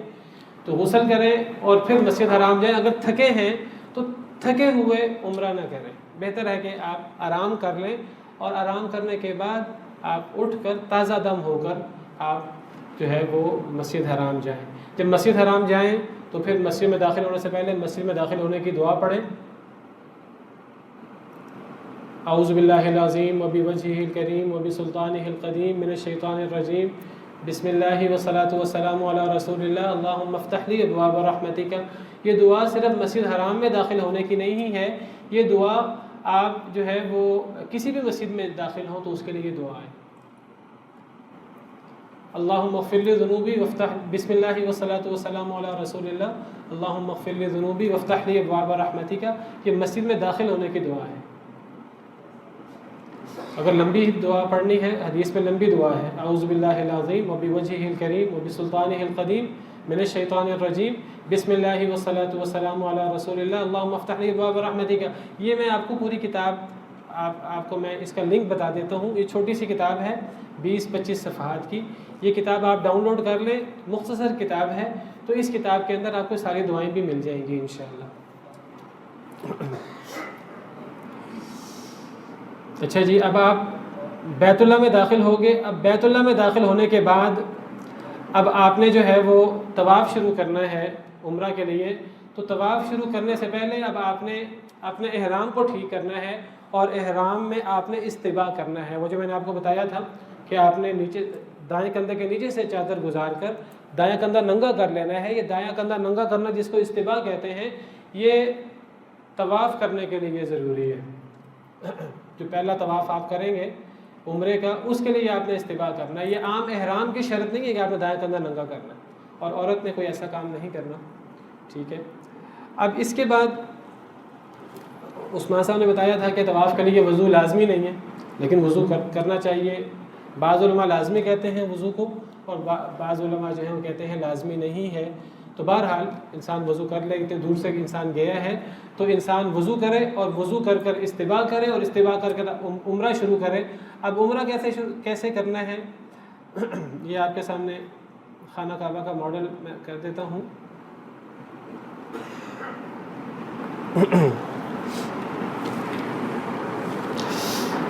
یہ خانہ کعبہ ہے، اس کا ایک کونا اس کو حجر اسود کہتے ہیں۔ یہ جو کونا، یہ حجر اسود والا کونا ہے، یہاں حجر اسود ہے۔ یہ کونا اس کو رکن یمانی کہتے ہیں، یہ یمن کی طرف ہے، رکن کہتے ہیں کونے کو، یہ کونا یمن کی طرف ہے، اس کو رکن یمانی کہتے ہیں۔ یہ دو کونے جو باقی ہیں، 4 کونے ہیں بیت اللہ کے، ان 2 کونوں کی طرف جو باقی 2 کونے، مثلا یہ 4 کونے ہیں، اگر یہ کونا رکن یمانی ہے، یہ کونا حجر اسود ہے، تو اب یہ 2 کونے، ان 2 کونوں کے سامنے وہ حتیم ہے، جس کو حتیم بھی کہتے ہیں، جس کو حجر اسماعیل بھی کہتے ہیں، حجر اسماعیل بھی کہتے ہیں اور اسے حتیم بھی کہتے ہیں۔ اس کے بارے میں یاد رکھیں، یہ جو حتیم ہے، یہ حتیم خانہ کعبہ کا حصہ ہے۔ اصل میں اصل خانہ کعبہ یہ مستطیل تھا، اصل خانہ کعبہ چوکور نہیں تھا، سکیر نہیں تھا، اصل ریکٹینگل تھا، مستطیل تھا۔ تو جب سیلاب آیا نبی صلی اللہ علیہ وسلم کی نبوت سے پہلے، آپ کی عمر تقریباً 35 سال تھی، تو سیلاب آیا تو خانہ کعبہ کو گرا کر دوبارہ خانہ کعبہ بنایا قریش مکہ نے، اور حلال پیسوں سے بنایا، سب جگہ سے پیسے اکٹھے کیے۔ تو جو حلال پیسے ان کے پاس تھوڑے پڑ گئے، تو انہوں نے وہ مستطیل خانہ کعبہ بنانے کی بجائے انہوں نے اس کو سکیر بنا دیا، تو جو باقی تھوڑا سا حصہ رہ گیا تھا، تو اس حصے کو آج اس طرح کر کے ڈھک لیا گیا ہے، اس کو حتیم کہتے ہیں۔ تو یہ حتیم جو ہے، یہ آپ سمجھے خانہ کعبہ کا حصہ ہے۔ اگر کوئی بندہ خانہ کعبہ کے اندر نماز پڑھنا چاہتا ہے، تو اگر حتیم کے اندر نماز پڑھ لے، تو حتیم کے اندر نماز پڑھنے سے خانہ کعبہ کے اندر نماز پڑھنے کا ثواب ملتا ہے۔ اور انسان حتیم کے اندر اگر ہو تو ویسے خانہ کعبہ کی طرف رخ کر کے نماز پڑھے، ویسے کہیں بھی رخ کر کے نماز پڑھ لے خانہ کعبہ کے اندر تو صحیح ہے۔ اچھا، یہ میں نے آپ کو اس لیے تفصیل بتائی ہے کہ جب ہم نے چکر لگانے ہیں خانہ کعبہ کے ارد گرد، تو حتیم کے اس طرف بھی انہوں نے جگہ رکھی ہے داخل ہونے کے لیے، اور اس طرف بھی جگہ ہے نکلنے کے لیے یا داخل ہونے کے لیے۔ اس چکر لگاتے ہوئے کبھی بھی آپ نے حتیم کے اندر سے نہیں گزرنا۔ اگر حتیم کے اندر سے گزریں گے تو خانہ کعبہ کا چکر تو پورا ہوا ہی نہیں، آپ نے تو آدھے خانہ کعبہ کا چکر لگایا۔ یہ جو باہر کا حصہ ہے، یہ خانہ کعبہ کا حصہ ہے۔ نبی صلی اللہ علیہ وسلم نے ایک دفعہ ارادہ کیا کہ آپ اس خانہ کعبہ کو پورا کر دیں گرا کر، لیکن پھر آپ نے کہا کہ ابھی لوگ نئے نئے مسلمان ہوئے ہیں تو میں یہ کام نہ کروں. تو پھر بہرحال تو یہ حتیم والا حصہ خانہ کعبہ کا حصہ ہے، اس کے اندر سے نہیں گزر سکتے. ویسے وہاں پولیس والے کھڑے ہوتے ہیں، گزرنے بھی نہیں دیتے، لیکن کسی کو اگر موقع مل جائے تو وہ اندر سے گزرے گا تو طواف اس کا مکمل نہیں ہوگا. اچھا، اب طواف شروع ہوگا حجر اسود سے. حجر اسود سے طواف شروع ہوگا. تو دیکھیں لکھا ہوا طواف کی ابتدا یہاں سے کریں. اب حجر اسود پہ جا کر آپ نے کیا کرنا ہے، آپ نے بسم اللہ اللہ اکبر کہہ کر طواف شروع کرنا ہے. کرنا کیا ہے، حجر اسود پہ جا کر، حجر اسود پہ رش ہوتا ہے، اگر رش نہ ہو آپ حجر اسود کو چوم سکیں تو چوم لیں. نبی صلی اللہ علیہ وسلم کی سنت ہے. حجر اسود کوئی ایسا پتھر نہیں جو ہمیں نفع نقصان دے سکے، چونکہ نبی صلی اللہ علیہ وسلم کی سنت ہے. آپ نے اس کو چوما تو ہم بھی آپ کی سنت کی پیروی کرتے ہوئے چومیں گے اگر ہم چوم سکیں تو. یہ جنت سے آیا ہوا پتھر ہے، یہ سفید پتھر تھا بالکل، لیکن جب اس کو ہم چومتے ہیں تو یہ ہماری خطائیں کھینچ لیتا ہے. تو ابن آدم کی خطاؤں نے اسے سیاہ کر دیا ہے. جب یہ صحیح حدیث میں آتا ہے، جب یہ جنت سے آیا تھا تو بالکل سفید پتھر تھا، یہ جنت کا پتھر ہے حجر اسود. تو یہاں سے چوم سکے تو چوم لیں، اگر نہ چوم سکیں تو دھکم پیل نہ کریں. دھکم پیل کرنا، دوسروں کو دھکے دینا یہ حرام ہے. حجر اسود کو چومنا یہ ایک افضل چیز ہے، ایک سنت چیز ہے. سنت کام کرنے کے لیے لوگوں کو دھکے دینا جائز نہیں ہے. اگر نہ چوم سکے نہ چومیں. اگر آپ قریب پہنچ سکتے ہیں، ہاتھ لگا سکتے ہیں، ہاتھ لگا کر حجر اسود کو ہاتھ کو چوم لیں. اگر آپ ہاتھ بھی نہیں لگا سکتے، آپ کے ہاتھ میں کوئی چھڑی ہے. نبی کریم صلی اللہ علیہ وسلم نے ایک دفعہ طواف کیا سواری پر سوار ہو کر، تو آپ سواری پر تھے اور آپ کے ہاتھ پہ چھڑی تھی، تو آپ چھڑی کے ساتھ حجر اسود کو چھو لیتے تو اور چھڑی کو چوم لیں تو یہ بھی قائم مقام ہو جائے گا. یہ 3 کام آپ تب کر سکتے ہیں، ایک حجر اسود کو چومنا، ایک ہاتھ لگا کر ہاتھ کو چومنا، یا چھڑی لگا کر کوئی چیز لگا کر اس کو چوم لینا. یہ کام آپ تب کر سکتے ہیں جب آپ حجر اسود کے قریب ہوں. اور اگر آپ حجر اسود کے دور ہوں تو دور سے اشارہ کر دیں، ایک ہاتھ سے اشارہ کر دیں حجر اسود کو، یہ بھی کافی ہے. اور تب آپ نے بسم اللہ کے اللہ اکبر پڑھنا ہے. یہ 4 کام میں سے کوئی کام کر لیں، یا تو حجر اسود کو چوم لیں، یا ہاتھ لگا کر ہاتھ کو چوم لیں، یا چھڑی لگا کر کوئی چیز لگا کر اس کو چوم لیں، اور یا پھر دور ہیں تو اشارہ کر لیں. کئی لوگ 3 دفعہ اشارہ کرتے ہیں، یہ 3 دفعہ اشارہ کرنا مسنون نہیں ہے. ایک دفعہ اشارہ کریں اور بسم اللہ اللہ اکبر کہہ کر آپ طواف شروع کریں. پہلا چکر آپ نے حتیم کے اوپر سے پورا کرنا ہے. اب جب آپ رکن یمانی سے گزریں گے، یہ رکن یمانی جب آپ یہاں سے یہاں تک آئیں گے، پورے چکر کی کوئی مخصوص دعا نہیں ہے، لیکن رکن یمانی سے لے کر حجر اسود تک یہاں کی مخصوص دعا مسنون ہے. ربنا آتنا فی الدنیا حسنہ وفی الآخرۃ حسنہ وقنا عذاب النار. یہ دعا مسنون ہے، یہ جو دوسرے پارے میں آتی ہے، ربنا آتنا فی الدنیا حسنہ وفی الآخرۃ حسنہ وقنا عذاب النار. کچھ لوگ اس دعا کے اندر اضافہ کر لیتے ہیں، ربنا آتنا فی الدنیا حسنہ وفی الآخرۃ حسنہ وقنا عذاب النار، اور پھر اس کے اندر وتوفنا مع الابرار، یا عزیز یا غفار یا ارحم الراحمین. یہ اضافے کرنا صحیح نہیں ہے، جو مسنون چیزیں مسنون کام. تو میں نے آپ کو بتایا ہے کہ حجر اسود کو ہم نے چومنا ہے، یا حجر اسود کو ہاتھ لگا کر اس کو ہاتھ کو چومنا ہے، یا کوئی چیز لگا کر اس کو چومنا ہے. اور اگر دور ہم ہوں تو دور سے اشارہ کرنا ہے، اشارہ کر کے ہاتھ کو نہیں چومنا. کچھ لوگ اشارہ کر کے ہاتھ کو چومتے ہیں، وہ صحیح نہیں ہے. اگر دور ہے تو دور سے اشارہ کرنا ہے، اس اشارہ کر کے چومنا نبی صلی اللہ علیہ وسلم سے ثابت نہیں ہے. صرف اشارہ کرنا بسم اللہ اللہ اکبر کہہ کر. جی دائیں ہاتھ سے آپ کریں، دائیں ہاتھ سے اشارہ کریں. کئی لوگ رہتے ہیں اس طرح کرتے ہیں اور پھر چوم لیتے ہیں دونوں ہاتھ، تو یہ صحیح نہیں ہے. تو اب آپ نے پورے طواف کرنے کے درمیان، پورے چکر کے درمیان دعائیں کرنی ہیں. کوئی دعا مخصوص نہ کریں، لیکن یہ رکن یمانی سے لے کر حجر اسود تک مخصوص دعا ہے ربنا آتنا. یہ پڑھتے رہیں جتنی دفعہ پڑھ سکتے ہیں.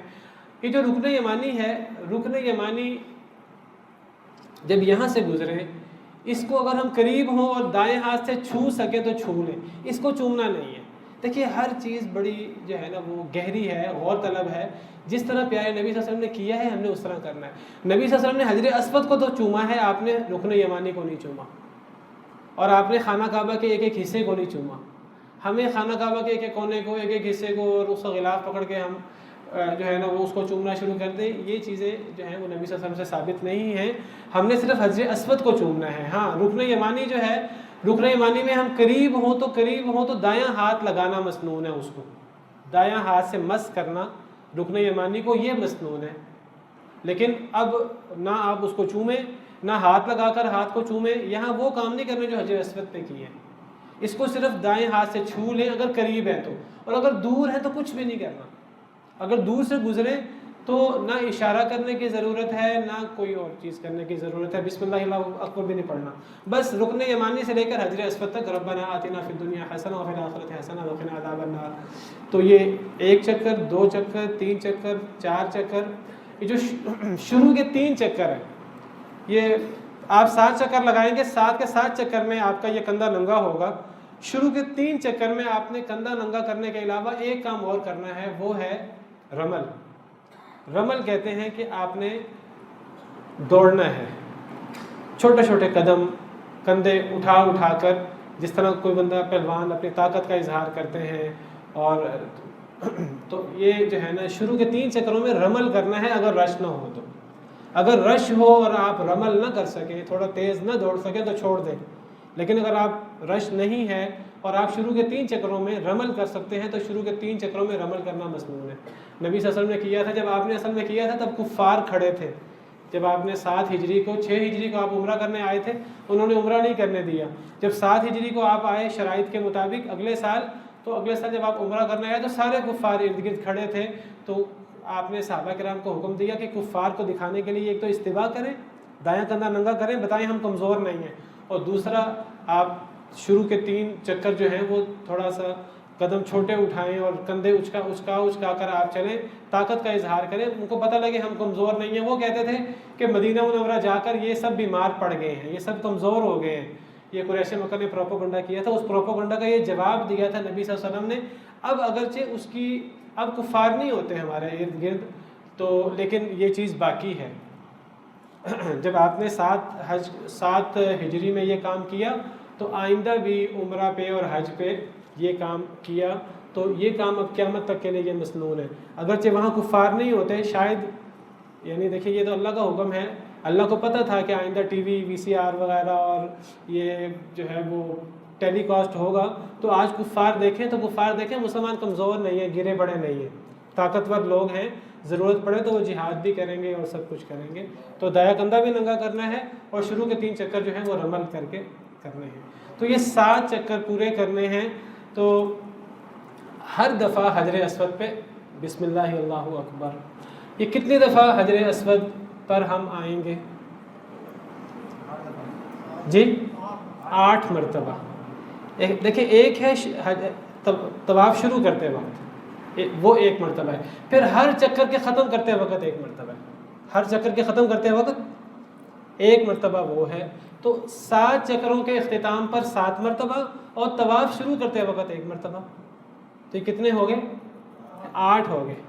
پھر آپ نے کیا کرنا ہے؟ پھر آپ نے یہ مقام ابراہیم ہے، مقام ابراہیم کے پیچھے آپ نے 2 رکعتیں پڑھنی ہیں. اگر آرام سے وہاں پڑھ سکیں، اگر وہاں نہ پڑھ سکیں تب پھر خانہ کعبہ میں کہیں بھی پڑھ لیں، کوئی حرج نہیں ہے. لیکن اگر آپ پڑھ سکیں تو پھر مقام ابراہیم پہ پڑھنی چاہیے. وَاتَّخِذُوا مِن مَقَامِ إِبْرَاهِيمَ مُصَلًّى. جب طواف مکمل ہو اور اس جب 2 رکعتیں پڑھنی ہیں، اس میں پہلی رکعت میں سورہ کافرون پڑھ لیں، دوسری رکعت میں سورہ اخلاص پڑھ لیں، مسنون ہے.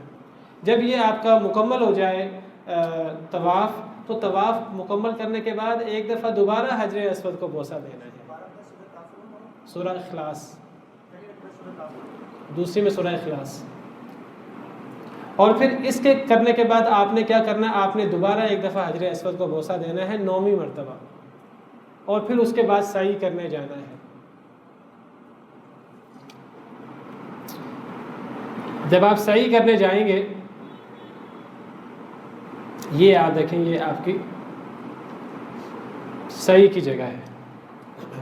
یہ آپ سمجھیے صفا پہاڑ ہے اور یہ مروہ ہے. ٹھیک ہے. یہ درمیان میں 2 جگہوں پر سبز رنگ کی لائٹیں لگائی ہوئی ہیں. اصل میں یہ کیا تھا؟ یہ جہاں پہلی لائٹیں ہیں اس زمانے میں صفا پہاڑی وہاں تک تھی، اور یہ جو اگلی لائٹیں ہیں اس زمانے میں مروہ پہاڑی یہاں تک تھی، اور درمیان میں تھوڑا سا حصہ وادی تھی. تھوڑا سا حصہ. یہ وہ جگہ ہے جہاں حضرت حاجرہ نے حضرت اسماعیل کو لائی تھی. حضرت اسماعیل پانی ختم ہو گیا تھا تو وہ رو رہے تھے اور حضرت حاجرہ کو دودھ بھی نہیں آ رہا تھا, پانی انہوں نے بھی نہیں پیا تھا. تو وہ کبھی اس پہاڑ پہ چڑھتی کبھی اس پہاڑ پہ چڑھتی اور جو ہے وہ دیکھتی کہ کوئی قافلہ کوئی بندہ آ جائے جس سے پانی تلاش کرے. اس دوران حضرت اسماعیل نے اپنے پاؤں زمین پر مارے تو اللہ کے حکم سے وہاں زمزم جاری ہو گیا. تو حضرت حاجرہ جب پہاڑ سے اترتی تو درمیان کی وادی میں دوڑ کر اگلے پہاڑ پر چڑھتی, وہاں سے دیکھتی اس طرف کوئی ہے کہ نہیں, وہاں سے اترتی کوئی نہ ملتا, دوڑ کر ادھر چڑھتی. تو 7 دفعہ انہوں نے یہ کام کیا. تو اس کام کو ہمارے لیے حج عمرے کا طریقہ بنا دیا گیا. عورتیں نہیں اب دوڑیں گی ان دو کے درمیان, مرد ان دو کے درمیان دوڑیں گے, باقی جگہوں پہ دوڑنا نہیں ہے. اب شروع ہم نے کیسے کرنا ہے؟ سب سے پہلے ہم نے صفا پہاڑی پر آنا ہے. صفا پہاڑی پر ہم آئے اور صفا پہاڑی پر آ کر ان الصفا والمروۃ من شعائر اللہ, یہ آیت ہے سورہ بقرہ کی آیت نمبر 158, یہ ہم نے پڑھنا ہے.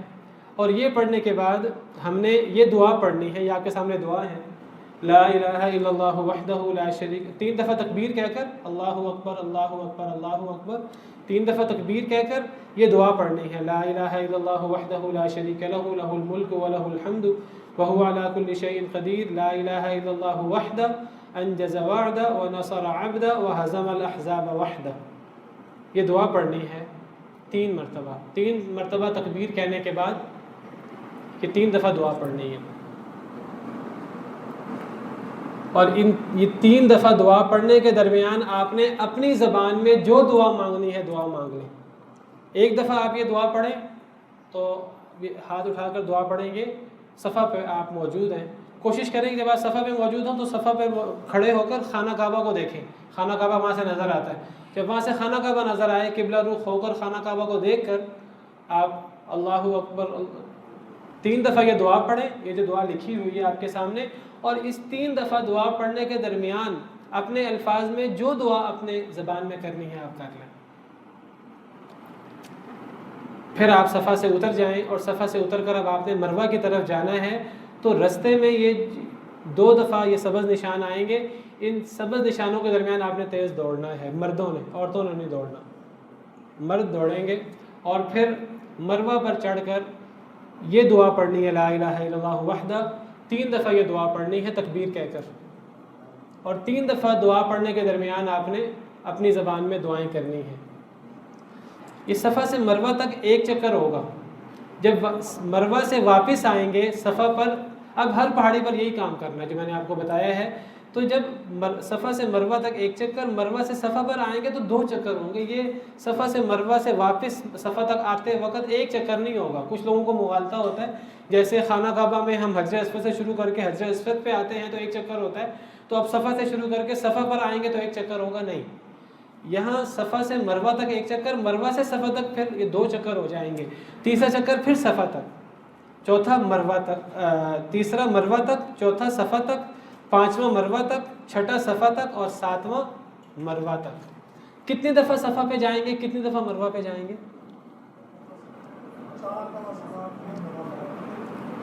4 دفعہ صفا, 4 دفعہ مروہ. اصل میں پہلی مرتبہ آپ صفا پہ جب چڑھے ہیں تو یہ زائد ہے, ٹھیک ہے, یہ پہلی مرتبہ ہے. جس طرح ہم نے کہا کہ 8 دفعہ ہم نے بسم اللہ اللہ اکبر کہنا ہے, حجر اسود کا استلام کرنا ہے, 8 دفعہ طواف کے درمیان اور 9ویں مرتبہ 2 رکعتیں پڑھنے کے بعد. تو یہ آپ صفا پر 4 دفعہ چڑھیں گے. پہلی مرتبہ چڑھیں گے. اب جب مروہ پہ جائیں گے تو پہلا چکر ہوگا. اب مروہ پر طاق چکر ہوں گے, صفا پر جفت ہوں گے. مروہ پر پہلا ختم ہوگا, تیسرا ختم ہوگا, 5واں ختم ہوگا اور 7واں ختم ہوگا. 4 دفعہ مروہ پہ آپ چڑھیں گے.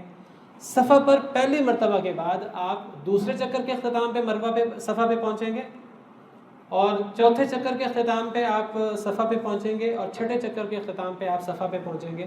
تو صفا پہ بھی آپ 4 مرتبہ ہوں گے, مروہ پہ بھی 4 مرتبہ. صفا پہ شروع میں, دوسرے کے اختتام پر, چوتھے کے اختتام پر اور 6ٹھے کے اختتام پر, اور مروہ پہ پہلے, تیسرے, 5ویں اور 7ویں کے اختتام پر. تو یہ آپ نے 8 مرتبہ یہ کام کرنا ہے. نہیں بس کندھا وہ آپ نے ننگا کرنا تھا طواف کے درمیان. اب رمل بھی نہیں ہے اور اب وہ استباع بھی نہیں ہے. آپ نے جب 2 رکعتیں پڑھنی ہیں احرام کی تب آپ نے کندھا ڈھک لینا ہے اپنا, ٹھیک ہے. تو یہ دعائیں آپ نے صفا مروہ پر کرنی ہیں. درمیان میں آپ جو قرآن پڑھ سکیں قرآن پڑھیں, کوئی دعائیں کرنا چاہیں دعائیں کر لیں. سیدنا ابن عمر رضی اللہ عنہ سے مروی ہے کہ وہ درمیان میں رب اغفر وارحم وانت الاعز الاکرم یہ دعا پڑھتے تھے. کیا دعا ہے؟ رب اغفر وارحم وانت الاعز الاکرم. یہ ایک صحابی سیدنا عبداللہ بن عمر یہ دعا پڑھتے تھے, رب اغفر وارحم وانت الاعز الاکرم, اے اللہ بخش دے معاف کر دے, تو ہی سب سے معزز ہے, تو ہی سب سے کرم کرنے والا ہے. تو یہ دعا صفا مروہ کے درمیان حضرت ابن عمر پڑھتے تھے. آپ یہ دعا پڑھ لیں, آپ کوئی بھی دعا اپنی زبان میں مانگ لیں, آپ قرآن پڑھتے رہیں, ذکر و اذکار کرتے رہیں, سبحان اللہ الحمدللہ اللہ اکبر کچھ بھی کرتے رہیں, تو یہ آپ کی سعی جو ہے یہ مکمل ہو جائے گی. اب جب آپ کی سعی مکمل ہو گئی, طواف کے بعد سعی بھی, تو اب سعی کے بعد اب آپ نے کیا کرنا ہے؟ اب مرد حضرات نے پورے سر کے بال کٹوا دیں یا منڈوا دیں. سر منڈوا دیں تو زیادہ افضل ہے. اگر آپ سر نہ منڈوائیں اور بال کٹوا لیں تو وہ بھی جائز ہے, لیکن پورے سر کے بال کٹوانے ہیں. کچھ تو کیا کرتے ہیں, یہاں سے کاٹ لیے, یہاں سے کاٹ لیے, یہاں سے کاٹ لیے, یہاں سے کاٹ لیے, تھوڑے سے چھٹی ہو گئی. یہ تو عورتوں کا طریقہ کار ہے, یہ مردوں کے لیے نہیں ہے. مردوں کے لیے کیا ہے, نبی صلی اللہ علیہ وسلم نے 3 دفعہ سر منڈوانے والوں کے لیے دعا کی ہے, اور صحابہ کرام نے کہا کہ کثرت کرانے والوں کے لیے بھی. آپ نے فرمایا نہیں, اے اللہ سر منڈوانے والوں پر رحم فرما. صحابہ کرام نے کہا بال کٹوانے والوں کے لیے. آپ نے دوسری دفعہ صرف آپ نے فرمایا اے اللہ اللہم ارحم المحلقین. صحابہ کرام نے کہا سر کٹوانے بال کٹوانے والوں کے لیے. آپ نے پھر دعا فرمائی اللہم ارحم المحلقین. صحابہ کرام نے پھر کہا کہ والمقصرین. چوتھی دفعہ آپ نے فرمایا والمقصرین, اے اللہ بال کٹوانے والوں پر بھی رحم فرما. تو آپ نے سر منڈوانے والوں کے لیے زیادہ دعا فرمائی ہے, تو وہ افضل کام ہے سر منڈوانا مردوں کے لیے. اور مرد جو ہیں بال کٹوا بھی سکتے ہیں, لیکن کٹوائیں تو پورے سر کے بال کٹوائیں, تھوڑے بال جگہ جگہ سے نہ کٹوائیں. عورتوں نے کیا کرنا ہے, عورتوں نے جو ہے نا اپنے سر کے بال اکٹھے کر کے چٹیا کو پکڑ کر آخر سے وہ بال جو ہیں وہ 1 انچ 2 انچ 3 انچ بال کاٹ لیں, تو عورتوں کا وہ کافی ہے. عورتوں نے حلق نہیں کروانا, عورتوں نے بال کاٹنے ہیں آخر سے, ایک پور کاٹ لیں, ٹھیک ہے, سارے بال اکٹھے کر کے. مردوں نے اس طرح نہیں کرنا عورتوں کی طرح. مردوں نے جو ہے پورے سر کے بال کٹوائیں یا پورے سر کے بال مڑوائیں. یہ کام کریں گے تو عمرہ ختم ہو جائے گا. جی زمزم پی لیں, زمزم کو پینا یہ حصہ نہیں ہے اس کا. آپ جو ہے وہ جب طواف کریں اور طواف کے بعد 2 رکعتیں پڑھیں, تو 2 رکعتیں پڑھنے کے بعد زمزم کی طرف چلے جائیں, وہاں زمزم پئیں, اپنے سینے پہ ڈالیں, اور تو باقاعدہ وہ حصہ نہیں ہے اس کا. تو عمرہ کے ارکان 3 ہیں, ایک احرام باندھنا, ایک نیت کر کے نیت کرنا, اور طواف اور سعی. اگر ان رکن میں سے کوئی رکن بھی رہ گیا تو عمرہ مکمل ہی نہیں ہوگا. احرام, نیت کر کے, اور طواف اور سعی. اور عمرہ کے جو واجبات ہیں وہ آپ میقات سے احرام باندھیں, اور یہ جو سر مڑوانا یا بال چھوٹے کروانا یہ عمرہ کے واجبات ہیں. اگر کوئی رکن رہ جائے بھول کر بھی تو وہ رکن وہ عمرہ ادا نہیں ہوگا. کوئی واجب چھوٹ گیا تو پھر اس پہ دم پڑتا ہے. اگر واجب کوئی چھوٹ جائے تو دم پڑتا ہے. اچھا جی, یہ تو ہے عمرہ. اب ہے حج. اگر آپ نے حج تمتع کیا ہے اور آپ نے عمرہ کر لیا حج تمتع کرنے سے پہلے, اب جب آپ یہ سر مڑوا لیں گے, بال کٹوا لیں گے, اب آپ پر احرام کی پابندیاں ختم ہو جائیں گی. اب آپ جتنے دن بھی رہیں مکہ مکرمہ میں تو آپ جو ہیں وہ وہاں رہیں, کوئی پابندی نہیں ہے احرام کی. اب آپ عام مکہ مکرمہ میں رہیں. 8 ذی الحجہ کو آپ نے حج کا احرام باندھنا ہے. جب آپ 8 ذی الحجہ کو حج کا احرام باندھیں گے تو آپ اللہم لبیک حجا یہ نیت کریں گے, اور یہ حج تمتع کرنے والا کرے گا. حج قران کرنے والا اس کو 8 تاریخ کو نئے سرے سے نیت کرنے کی ضرورت نہیں ہے, اس نے میقات سے کر لی ہوئی ہے. اچھا جی, اب 8 تاریخ کو جو ہے وہ جس کو ہم یوم الترویہ کہتے ہیں, سورج نکلنے کے بعد احرام باندھنا ہے, اور احرام باندھنے کے بعد جانا ہے مینا میں. 8 تاریخ کو مینا جاتے ہیں. کوشش کرنی ہے کہ مینا ہم زور سے پہلے پہنچ جائیں. اگر لیٹ بھی ہو جائے کوئی فرق نہیں پڑتا, زور سے پہلے پہنچ جائیں. تو وہاں پہنچ کر ظہر اثر کی نماز جمع ظہر اثر کی نماز اپنے اپنے وقت میں پڑھنی ہے قصر کر کے 2 رکعتیں، مغرب کی نماز اپنے وقت پر 3 رکعتیں، اور عشاء کی نماز اپنے وقت پر 2 رکعتیں قصر کر کے، اور فجر کی نماز جو ہے وہ ہیں ہی 2 رکعتیں۔ تو یہ ساری نمازیں اپنے اپنے وقت پہ پڑھنی ہیں، اور آپ نے قرآن پڑھنا ہے، ذکر و اذکار کرنا ہے، جو بھی آپ عبادت کر سکیں عبادت کرنے ہیں۔ یہاں کوئی اور مزید کام نہیں ہے، صرف مینا میں ہم نے 8واں دن گزارنا ہے۔ کئی لوگ کیا کرتے ہیں، وہ لوگ 8 تاریخ کی رات کو لے جاتے ہیں۔ اگر 8 تاریخ کی رات کو لے جائیں تو پھر بھی کوئی حرج نہیں ہے۔ اگر وہ آپ کو 8 تاریخ کی رات میں نہ لے جائیں تو آپ احرام باندھ لیں 8 تاریخ کی رات کو ہی، لیکن اسی طرح کریں، نیت نہ کریں، ایک لباس کی طرح احرام باندھ لیں، نیت آپ 8 تاریخ کو سورج نکلنے کے بعد ہی کریں۔ اور اگر آپ خود جا رہے ہیں یا آپ کو وہ آپ کے قافلے والے ہی جو ہیں وہ آپ کو سورج نکلنے کے بعد لے کے جاتے ہیں 8 تاریخ کو، تو آپ اس وقت احرام باندھیں، وہ مسنون ہے، اس وقت اللہم لبیک حجن پڑھیں۔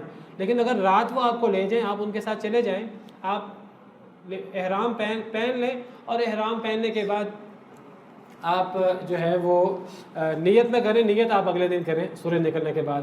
مینا میں کوئی خاص کام نہیں کرنا، 5 نمازیں اپنے اپنے وقت میں پڑھنی ہے، آپ نے قصر کر کے پڑھنی ہے، سنتے نہیں پڑھنی، سنتے پڑھنے کی ضرورت نہیں ہے۔ جب اصل نماز قصر ہو گئی ہے تو سنتوں کی ضرورت نہیں رہتی، فجر کی سنتے پڑھیں اور وتر پڑھ لیں، باقی سنتے پڑھنے کی ضرورت نہیں ہے۔ باقی آپ جو عبادت کر سکتے ہیں وہ عبادت کریں۔ اگر کوئی بندہ 8 تاریخ کو مینا میں نہ پہنچ سکے تو 8 تاریخ کو مینا میں جانا لازمی نہیں ہے، دم نہیں پڑتا، یہ مسنون کام ہے۔ بہتر ہے اگر کوئی بندہ جو ہے وہ 8 تاریخ کو مینا میں چلا جائے۔ تو بہرحال 8 تاریخ کو جب ہم وہاں گزاریں گے، مینا میں رات گزاریں گے، 9 تاریخ کو فجر کی نماز پڑھنے کے بعد، سورج نکلنے کے بعد اب ہم نے 9 تاریخ کو مینا سے نکلنا ہے، اور جس طرح ہم 8 تاریخ کو سورج نکلنے کے بعد مکہ مکرمہ سے احرام باندھ کر نکلے ہیں مینا کے لیے، 9 تاریخ کو ہم نے مینا سے نکلنا ہے عرفات کے لیے، اور عرفات جانا ہے کوشش کریں کہ زور سے پہلے پہنچ جائیں۔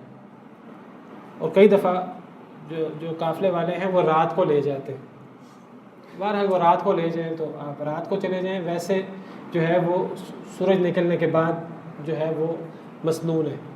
سورج نکلنے کے بعد سے کوشش کریں زور تک پہنچیں، 5 نمازیں پڑھنے کے بعد۔ یہ 5 نمازیں پوری کرنا ضروری نہیں ہے، کوئی بندہ اگر زور کے بعد پہنچے، رستے میں نماز پڑھ لے زور کی، کوئی مسئلہ نہیں ہے، بہتر یہ ہے کہ آپ زور سے پہلے پہنچیں اور قصر کر کے ساری نمازیں پڑھیں۔ اب 9 تاریخ کو ہم نے عرفات جانا ہے، تو عرفات زور سے پہلے کوشش کریں پہنچیں، تو وہاں پہنچ کر ہم نے خطبہ سننا ہے عرفات کا۔ نبی کریم صلی اللہ علیہ وسلم جو ہیں وہ انہوں نے خطبہ دیا، وہ جو وہاں مسجد ہے اس کو مسجد نمرہ کہتے ہیں، وہ مسجد کا آدھا حصہ عرفات کی وادی کے اندر ہے، آدھا حصہ عرفات کی وادی کے باہر ہے۔ تو نبی صلی اللہ علیہ وسلم نے جو خطبہ دیا اس وقت آپ جو امام والا حصہ ہے وہ عرفات کی وادی سے باہر ہے۔ خطبہ دینے کے بعد آپ پھر عرفات کی وادی کے اندر چلے گئے تھے، تو بہتر یہ ہے کہ آپ جو ہے وہ خطبہ سننے سے پہلے عرفات کی وادی کے باہر رہیں اگر سنت کے مطابق پورا کرنا چاہتے ہیں، اور خطبہ وغیرہ سننے کے بعد آپ عرفات کی وادی میں چلے جائیں۔ تو اب وہاں خطبہ کے بعد نماز ہوگی، اب وہاں ہم نے ظہر کے وقت میں ظہر عصر کی نماز پڑھنی ہے قصر کر کے، ظہر کے وقت میں جمع تقدیم کر کے، اس پہ سب علماء کا اتفاق ہے۔ بعض لوگ جو ہے وہ جمع نہیں کرتے، حالانکہ تمام علماء کے ہاں، احناف کے ہاں، مالکیہ کے ہاں، شافعیہ کے ہاں، حنابلہ کے ہاں، سب کے ہاں جمع تقدیم ہے ظہر کے وقت، ظہر عصر کی نماز پڑھنا ظہر کے وقت میں، ظہر کی 2 رکعتیں، عصر کی 2 رکعتیں، ایک اذان ہوگی اور 2 تکبیریں ہوگی، تکبیر پڑھ کے ظہر پڑھیں گے اور پھر تکبیر کہہ کر عصر پڑھیں گے۔ اور یہ جو عصر کی نماز پہلے کر لی ہے، یہ کیوں پہلے کر لی ہے؟ اور یہ جو ہم نے اب مغرب پڑھنی ہے، مغرب بھی نہیں پڑھنی، یہ ہم نے جا کر عشاء کے ساتھ پڑھنی ہے مزدلفہ میں۔ یہ جو درمیان میں اللہ نے گیپ رکھا ہے، یہ گیپ صرف اور صرف دعاؤں کے لیے ہے۔ اس دن کی دعا بہت زیادہ اللہ کو پسند ہے۔ جو لوگ دعا کرتے ہیں حاجی عرفات کے اندر، تو یہ دعا اللہ کے ہاں قابل قبول ہے، اور اللہ تعالیٰ فخر کرتے ہیں ان حاجیوں پر۔ لیکن میں نے بتایا کہ عرفات میں داخل ہونا ضروری ہے، عرفات میں جانا ضروری ہے۔ عرفات میں نہ گئے تو حج ہی نہیں ہوگا، یہ حج کا رکن ہے عرفات میں جانا۔ 9 تاریخ کو عرفات میں ایک دفعہ بھی چلے گئے آپ 5 منٹ کے لیے، واپس آ گئے تو آپ کا حج کا رکن پورا ہو جائے گا۔ لیکن مغرب تک عرفات میں ٹھہرنا یہ واجب ہے۔ اگر آپ مغرب سے پہلے نکل آئیں تو دم دینا ہوگا لیکن حج ہو جائے گا، لیکن اگر آپ عرفات میں داخل نہ ہوئے تو حج نہیں ہوگا۔ یہ بات یاد رکھیے، عرفات کی وادی میں داخل ہونا ہے، صرف مسجد میں داخل ہونا کافی نہیں ہے۔ میں نے بتایا مسجد کا اگلا حصہ وہ عرفات کی وادی سے باہر ہے، پچھلا حصہ ہے وہ عرفات کی وادی کے اندر ہے۔ تو جی وہاں نشاندہی ہوئی ہوئی ہے وہی سبز لائٹوں سے، وہ تھوڑا سا ٹیڑھا ہے، مسجد کے پورا سیدھا حصہ نہیں ہے، تھوڑا ٹیڑھا حصہ ہے، نشاندہی ہوئی ہوئی ہے، عرفات کی وادی کے اندر داخل ہونا ہے۔ تو بہرحال اب عرفات کے اندر آپ نے جتنی دعائیں آپ کر سکیں آپ نے وہ دعائیں کرنی ہیں۔ نبی صلی اللہ علیہ وسلم نے اتنی دعا کی، اور دعا کے لیے کھڑا ہونا ضروری نہیں ہے، آپ دعا کھڑے ہو کر، بیٹھ کر، لیٹ کر آپ دعا کر سکتے ہیں۔ نبی صلی اللہ علیہ وسلم سواری پر دعا کر رہے تھے، آپ کے ہاتھ سے کوئی چیز گر پڑی، آپ نے ہاتھ اٹھائے ہوئے تھے، آپ نے ایک ہاتھ سے وہ چیز پکڑی، دوسرا ہاتھ نہیں نیچے کیا، دعا مانگتے رہے، اور آپ نے اتنا بھی وقفہ نہیں گوارا کیا کہ آپ ہاتھ نیچے کر کے چیز پکڑیں اور پھر دوبارہ آپ جو ہے وہ دعا کریں، آپ مسلسل دعا کرتے رہے۔ تو یہ افضل ترین دن ہے سال کا، سب سے افضل ایام میں سے ہے، اور اس کی دعا جو ہے وہ اللہ کو بڑی زیادہ محبوب ہے۔ تو اب آپ نے مغرب کو سورج غروب ہونے سے پہلے نکل جائیں عرفات سے، نماز نہیں پڑھنی وہاں، عرفات سے نکل جائیں۔ اب عرفات سے اب آپ نے جانا ہے مزدلفہ۔ اصل میں اگر آپ مکہ مکرمہ سے اگر ہم نے 8 تاریخ کو جانا ہے مینا، اگر آپ سمجھے یہ روٹ ہے، یہ مکہ ہے تو یہ مینا ہے، رستے میں یہ مینا ہے، تو یہ آگے جو ہے یہ آگے مزدلفہ ہے، مینا سے آگے، اور آگے عرفات ہے۔ شروع میں مکہ ہے اور آگے مینا ہے، مینا کے ساتھ ہی مزدلفہ ہے، اور مزدلفہ سے پھر آگے جو ہے وہ عرفات کے درمیان لمبا فاصلہ ہے۔ ہماری بات جاری تھی کہ 9 ذی الحجہ کو ہم نے عرفات جانا ہے سورج نکلنے کے بعد، اور زور سے پہلے جو ہے وہ عرفات پہنچ جانا ہے، زور سے پہلے عرفات پہنچ جانا ہے، اور پھر وہاں ظہر کے وقت میں ظہر اور عصر کی نماز جمع تقدیم کر کے 2 رکعتیں پڑھ کر، 1 اذان اور 2 تکبیروں کے ساتھ پڑھ کر پھر دعائیں کرنی ہیں مسلسل، اور یہ دعائیں ہم نے مغرب تک کرنی ہیں مسلسل۔ اور ہم اس میں جو ہے وہ دعائیں بھی کر سکتے ہیں، قرآن بھی پڑھ سکتے ہیں، ذکر بھی کر سکتے ہیں۔ بہرحال زیادہ سے زیادہ دعائیں کرنی چاہیے، دعائیں کرنا مسنون ہے۔ اور جو افضل ترین دعا ہے اس دن کی، عرفات کے دن کی، وہ دعا ہے جو نبی صلی اللہ علیہ وسلم نے فرمایا کہ میں بھی کرتا ہوں اور تمام انبیاء کرام علیہم السلام بھی یہ دعائیں کرتے رہے۔ عرفات کے دن کی جو خاص دعا ہے وہ لا الہ الا اللہ وحدہ لا شریک لہ لہ الملک ولہ الحمد وہو علی کل شیء قدیر، یہ عرفات کے دن کی خاص دعا ہے۔ یہ زیادہ سے زیادہ، اور باقی دعائیں جو ہم مانگ سکیں وہ مانگیں۔ تو اس کے بعد مغرب تک ہم نے دعائیں مانگنی ہیں، اور میں نے ذکر کیا آپ سے کہ بعض لوگ سو جاتے ہیں، تھک گئے ہیں، ہم آرام کر لیں، اور کھانے پینے میں اور ان چیزوں میں وقت صرف کرتے ہیں۔ نبی کریم صلی اللہ علیہ وسلم نے ایک موقع پر آپ سے کوئی چیز گر گئی، آپ نے وہ چیز اٹھاتے ہوئے بھی اپنا ایک ہاتھ بلند رکھا دعا میں، آپ نے وہ دعا کو اتنا روکنا بھی گوارا نہیں کیا کہ آپ جو ہے وہ دعا کم کریں۔ تو جتنی زیادہ دعا کر سکیں دعا کرنی ہے، بہت قیمتی وقت ہے، اس وقت سے فائدہ اٹھانا چاہیے۔ پھر مغرب کے وقت سورج غروب ہونے سے پہلے نکل جانا ہے اور واپس مزدلفہ آنا ہے۔ میں نے ذکر کیا مکہ مکرمہ سے مینا، اور مینا سے عرفات کے درمیان مزدلفہ ہے۔ ہم جب مینا سے عرفات جاتے ہیں 9 تاریخ کو تو مزدلفہ کراس کر کے جاتے ہیں۔ تو اب ہمیں عرفات سے واپس آنا ہے 9 تاریخ کی مغرب کے وقت، سورج غروب ہونے سے پہلے نکل جانا ہے، نماز نہیں وہاں پڑھنی مغرب کی۔ وہ اب واپس مزدلفہ پہنچ کر وہاں عشاء کے ساتھ ہم نے مغرب کی نماز پڑھنی ہے، جمع تاخیر کر کے۔ مغرب کی 3 رکعتیں پڑھیں گے، عشاء کی 2 رکعتیں پڑھیں گے، سنتے نہیں پڑھیں گے، کیونکہ ہم جب نمازیں قصر کر رہے ہیں تو سنتوں کو پھر پڑھنے کی ضرورت نہیں ہے۔ عشاء کی 2 رکعتیں قصر کر کے 4 کی بجائے 2 رکعتیں، اور پھر اس کے بعد سو جانا ہے۔ اس کے بعد اب رات کو تہجد اور عبادت وہ یہ مزدلفہ میں رات گزارنا ہی آپ سمجھیے عبادت ہے. اور نبی کریم صلی اللہ علیہ وسلم کی سنت یہ ہے کہ نبی صلی اللہ علیہ وسلم نے اس رات یہ نمازوں کے علاوہ اور فجر کی نماز کے علاوہ عبادت الگ سے وہ آپ نے نہیں کی. تو اس رات سو جائیں. جی وطر پڑھ لیجئے. تو رات تہجد وغیرہ بطور خاص اس رات اہتمام کرنے کی اس کی ضرورت نہیں ہے. تو صبح کی نماز پڑھنی ہے اور صبح کی نماز کے ساتھ سنتے بھی پڑھیں.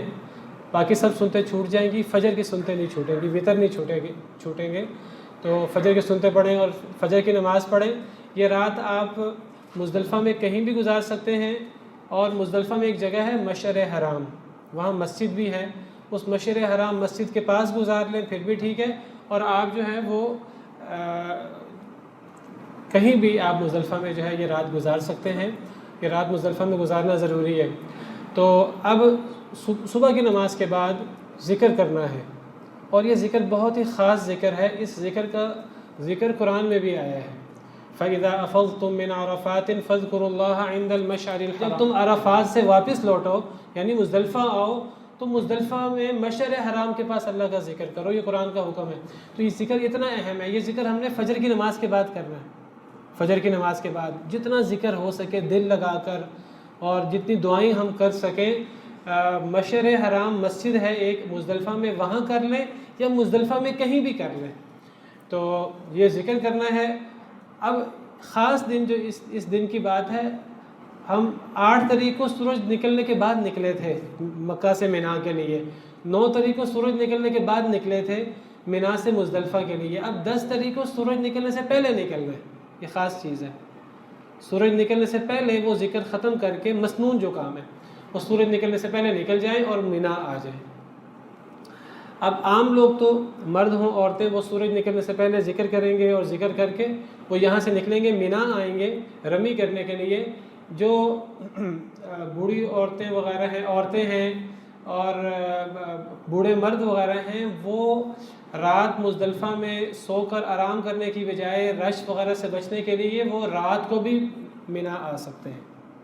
وہ رات کو مینا آ سکتے ہیں عورتیں اور جو بوڑھے مرد وغیرہ ہیں اور جو ان کے رکھوالے ہیں, تو وہ رات کو بھی مینا آ کر وہ رمی کر لیں.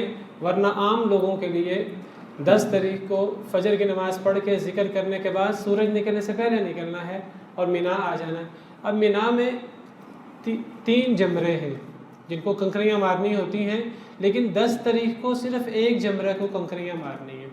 جب ہم مکہ مکرمہ سے مینا میں داخل ہوتے ہیں تو جیسے ہی مکہ مکرمہ سے مینا میں داخل ہوتے ہیں ساتھ ہی جمرہ ہے. جو سب سے بڑا جمرہ ہے اس کو جمرہ عقبہ کہتے ہیں, پھر جمرہ وسطیٰ ہے, پھر جمرہ صغریٰ ہے. تو جو جمرہ عقبہ ہے جس کو بڑا جمرہ کہیں یا جمرہ عقبہ کہیں, وہ مکہ مکرمہ سے جیسے ہی مینا میں داخل ہوں تو مینا کی جو مکہ والی سائیڈ ہے وہاں جمرہ عقبہ ہے, اس سے پیچھے جمرہ وسطیٰ ہے, اس سے پیچھے جمرہ صغریٰ ہے, چھوٹا اور درمیانہ جمرہ. یہ جمرہ ہے, اس کو لوگ شیطان سمجھتے ہیں. بہرحال یہاں کنکر مارنے ہیں 10 تاریخ کو صرف بڑے جمرہ کو, جمرہ عقبہ کو. 10 تاریخ کو باقی جمروں پہ کنکر نہیں مارنے. تو یہ 7 کنکریاں مارنی ہیں. اللہ اکبر کہہ کر یہ کنکریاں مارنی ہیں. یہ کنکریاں وہ دیوار بنی ہوئی ہے وہاں, اس دیوار کو لگنا ضروری نہیں ہے. وہ حوض جو بنا ہوا ہے اگر حوض میں کنکر گر جائے تو وہ کافی ہے. تو یہ جمرہ عقبہ کی میں کنکریاں مارنے کے بعد قربانی کرنی ہے مینا میں. اگر مینا میں نہ ہو سکے مکہ میں بھی ہو سکتی ہے. یہ قربانی کرنی ہے اور قربانی کرنے کے بعد حلق کروا کے یا بال کٹوا کر مرد حضرات اور عورتیں جو ہیں وہ ایک پور کاٹ لیں. تو اس کے بعد مکہ مکرمہ جانا ہے اور مکہ مکرمہ جا کر طواف کرنا ہے جس کو طواف افاضہ کہتے ہیں, واپس لوٹنے کا طواف. یہ طواف بھی حج کا رکن ہے. جس طرح عرفات میں ٹھہرنا حج کا رکن ہے, یہ طواف کرنا حج کا رکن ہے. تو یہ طواف کرنا ضروری ہے. یہ طواف جب آپ سر مڑوا لیں یا بال کٹوا لیں تو احرام کی پابندیاں ختم ہو جاتی ہیں. یہ طواف سادہ لباس میں بھی ہو سکتا ہے. تو آپ احرام میں کرنا چاہیں احرام میں کر لیں, سادہ لباس میں کرنا چاہیں سادہ لباس میں کر لیں. احرام کی پابندیاں ختم ہو گئی ہیں لیکن بیوی کے پاس نہیں جا سکتے. تو یہ طواف افاضہ کرنا ہے اور پھر سعی کرنی ہے. جو بندہ حج تمتع کرنے والا ہے اس نے پہلے بھی سعی کی ہے عمرے کے ساتھ طواف اور سعی، وہ یہ طواف اور سعی بھی کرے گا۔ جو حج قران یا حج افراد کرنے والا ہے، اگر اس نے پہلے سعی کی ہے تو پھر وہ 10 طریقوں سعی نہ کرے، اس نے ایک سعی کرنی ہے۔ طواف 2 کرے گا، سعی 1 کرے گا۔ حج قران اور حج افراد کرنے والا، حج تمتع کرنے والا دونوں سعی کرے گا۔ ہمارے ہاں پاکستان کے لوگ عام طور پہ حج تمتع کرتے ہیں اور یہ افضل ہے، تو سعی بھی کرنی ہے طواف افاضہ کے ساتھ۔ اچھا، یہ طواف اور سعی لازمی نہیں ہے کہ ہم 10 تاریخ کو کریں، اس کو 13 تاریخ تک لیٹ بھی کیا جا سکتا ہے۔ بہتر یہ ہے کہ 10 تاریخ کو کر لیں، اگر تھکاوٹ زیادہ ہو جائے، بڑھاپے کی وجہ سے مجبوری وغیرہ ہو تو اس کو لیٹ بھی کیا جا سکتا ہے، اس طواف کو، اس سعی کو۔ تو یہ کام 10 تاریخ کو کرنے ہیں۔ اگر ان کاموں میں کوئی تقدیم و تاخیر ہو جائے، یہ سعی کر کے، طواف کر کے، سعی کر کے احرام کی ساری پابندیاں پہلے ہی ختم ہو چکی تھیں، بیوی کے پاس بھی جا سکتے ہیں، میاں بیوی تعلق بھی قائم کر سکتے ہیں، تو یہ کام کی ترتیب ہے جمرہ عقبہ کو کنکری مارنا، پھر قربانی کرنا، پھر بال کٹوانا، پھر طواف اور سعی کرنا۔ ان کاموں میں کوئی کام آگے پیچھے ہو جائے تو کوئی حرج نہیں ہے۔ بہتر یہ ہے کہ اس ترتیب کو ہم مرکوز رکھیں، تو ہم اس کے مطابق کریں۔ اگر ہم اس کے مطابق نہ کر سکیں تو کوئی کام پہلے ہو جائے، ہم قربانی پہلے کر لیں اور رمی بعد میں کر لیں، پہلے سیدھا مکہ چلے جائیں، طواف سعی پہلے کر لیں، رمی وغیرہ آ کر لیں، قربانی آ کر لیں، تو جائز ہے، حرج نہیں ہے۔ بہتر یہ ہے کہ آپ ترتیب ملحوظ رکھیں، لیکن اگر ترتیب چینج بھی ہو جائے کوئی فرق نہیں پڑتا۔ عام ترتیب میں تو پہلے آپ نے جمرہ عقبہ، ایک جمرہ کو کنکریاں مارنی ہے 7، اور پھر آپ نے قربانی کرنی ہے، اور پھر آپ نے بال کٹوانے ہیں، لیکن یہ ترتیب لازمی نہیں ہے۔ نبی صلی اللہ علیہ وسلم سے سوال ہوا کہ فلاں کام آگے ہو گیا، فلاں پیچھے ہو گیا، آپ نے فرمایا افعل ولا حرج، کرو، کوئی حرج نہیں ہے۔ اگر ترتیب آگے پیچھے ہو جائے تو پابندی نہیں ہے۔ اب اگر آپ یہ کام کر لیں، طواف بھی کر لیں، سعی بھی کر لیں، اب واپس دوبارہ مینا آنا ہے۔ یہ ہم نے مکہ جا کر طواف سعی کرنی ہے، اور میں نے بتایا اس طواف سعی کو لیٹ بھی کیا جا سکتا ہے 13 تاریخ تک۔ اب واپس مینا میں آنا ہے، اور یہ جو رات ہے 10 اور 11 کی درمیانی رات، یہ مینا میں گزارنا واجب ہے۔ واجب وہ کام ہوتا ہے کہ اگر وہ کام نہ کرے تو دم پڑ جاتا ہے، تو یہ رات جو ہے مینا میں گزارنی چاہیے، رات کو مینا میں پہنچ جانا چاہیے، مینا میں یہ رات گزاریں گے۔ اب ہمارے پاس 11 تاریخ، 12 تاریخ اور 13 تاریخ 3 دن ہیں۔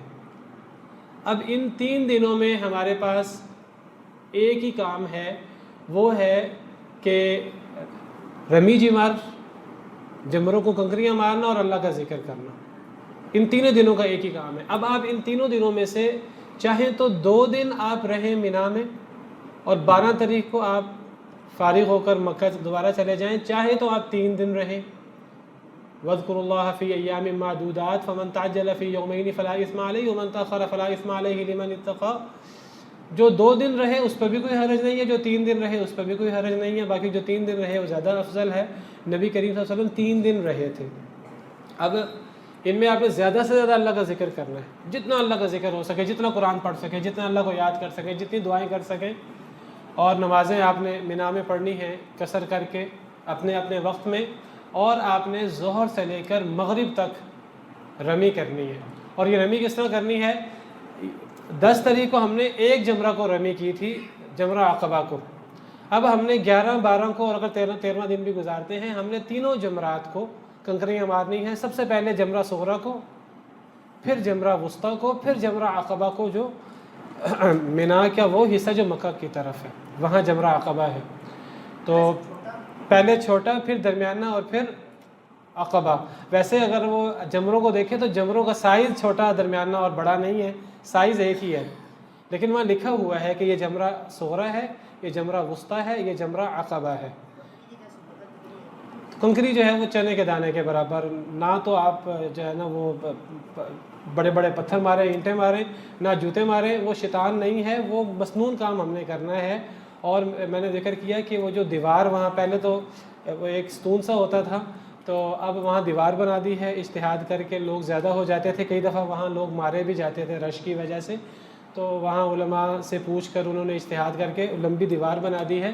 تو لوگ سمجھتے ہیں ہم نے دیوار کو کنکری مارنی ہے، وہ کنکری کئی دفعہ زور سے مارتے ہیں، دیوار سے لگ کے واپس آ جاتی ہے، تو وہ کنکری حوض میں گرنا ضروری ہے، دیوار کو لگنا ضروری نہیں ہے۔ ہر جمرہ کو 7 مارنی ہے، اور 7 کنکریاں اکٹھی نہیں مار دینی۔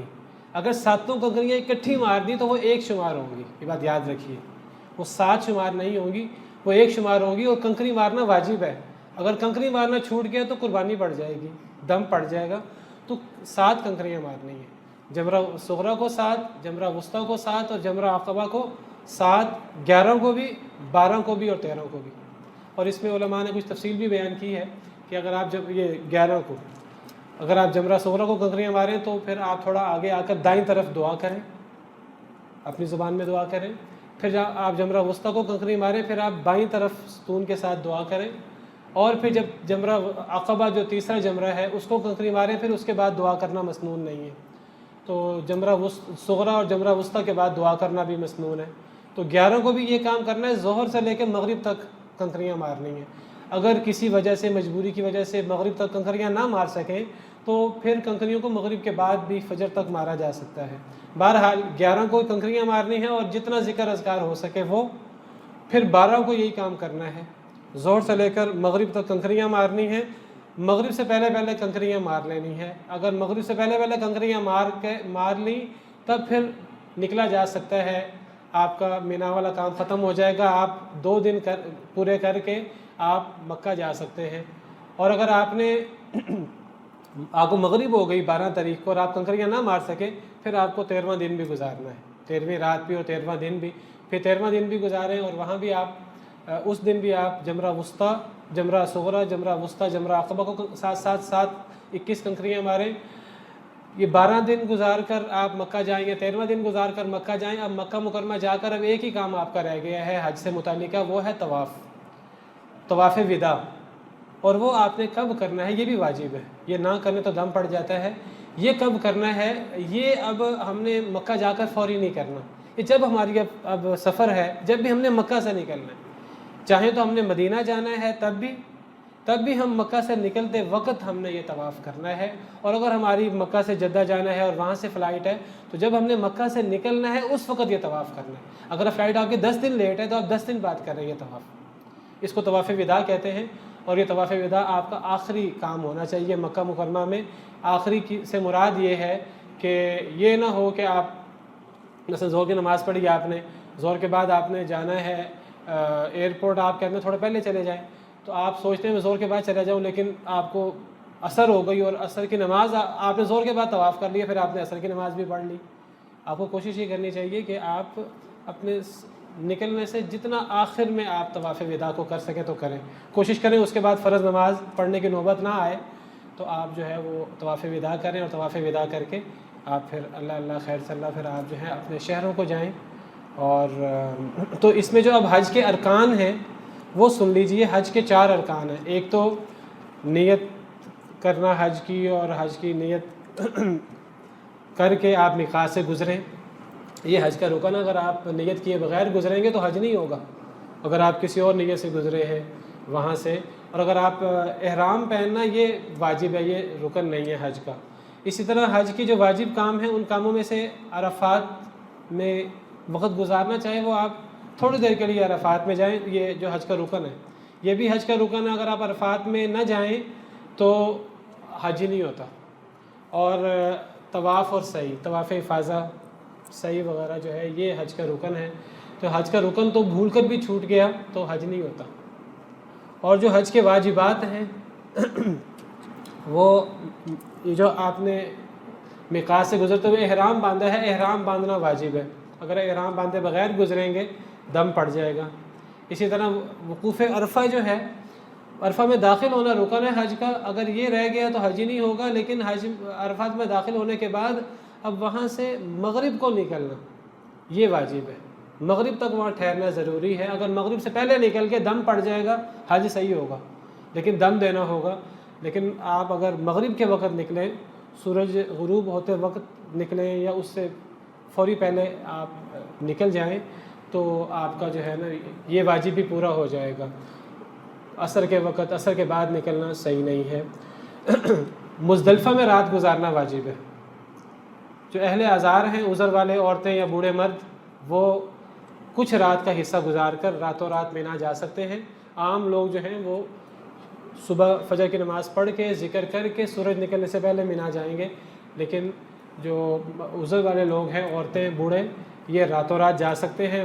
عام لوگوں کے لیے مزدلفہ میں رات گزارنا ضروری ہے۔ اب رمی جمرات جو ہے یہ بھی واجب ہے، تو یہ جو بندہ رمی نہ کرے تو اس پہ پھر دم پڑ جاتا ہے۔ بال منڈوانا یا سر منڈوانا، بال کٹوانا، یہ بھی واجب ہے۔ ایام تشریق میں مینا میں رات گزارنا ضروری ہے۔ ایام تشریق میں رات مینا میں گزارنی چاہیے، دن بھی مینا میں گزارنا چاہیے، لیکن کسی کی کوئی مجبوری ہو، اہل مکہ وغیرہ کی پانی وغیرہ پلانا، وہ دن میں مکہ میں آ سکتے ہیں، رات مینا میں گزارنی چاہیے۔ عام لوگوں کو دن بھی مینا میں گزارنا چاہیے ایام تشریق والا، 11، 12 اور 11، 12، 13 کو۔ طواف وداع بھی واجب ہے، تو یہ واجب ہے، اگر یہ چھوٹ جائیں تو پھر دم پڑ جائے۔ دیکھیے کنکریاں کچھ لوگ نا وہ مزدلفہ کی رات گزارنے سے پہلے وہ عرفات سے آتے ہوئے کہتے ہیں میں ساری کنکریاں اکٹھی کرنی ہیں، تو یہ کنکریاں ساری اکٹھی ایک وقت میں کرنا ضروری نہیں ہے۔ آپ نے جو کنکریاں مارنی ہیں آپ اس سے کچھ پہلے، ایک رات پہلے آپ اس دن کی کنکریاں اکٹھی کر لیں، تو 10 تاریخ کو آپ نے صرف 7 کنکریاں مارنی ہیں اور کوئی کنکری نہیں مارنی، اور 11 تاریخ کو 21 مارنی ہے، اور 12 کو 21 مارنی ہے، اور اگر 13واں دن بھی گزارنا ہے اس کی بھی 21 مارنی ہے۔ تو آپ ہر دن سے پہلے کنکری اکٹھی کر لیں، شروع میں ہی پاکستان سے اکٹھی کر لینا یا وہاں سے اکٹھی کر لینا ایک وقت میں، اور اس کے لیے زیادہ جو ہے نا پریشان ہونا، اہتمام کرنا، یہ کوئی ضروری نہیں ہے۔ تو آپ، میں کہہ رہا ہوں کہ ایک ہی دن میں آپ 70 کا اہتمام یا 80 کا اہتمام نہ کریں، آپ ہر دن کے لیے اب 7 کنکریاں مارنی ہیں، آپ 8، 9، 10 پکڑ لیں کنکریاں، اگلے دن 21 مارنی ہے تو آپ کو 25، 26 پکڑ لیں۔ جی، جو کنکریاں جو وہ استعمال کر لیتے ہیں تو وہ آپ نے مستعمل کنکری نہیں مارنی، کوشش کرنی ہے کہ کنکری آپ خود ساتھ لائیں، وہ کنکری ماریں۔ سبحانک اللہم ربنا و بحمدک، اشہد ان لا الہ الا انت۔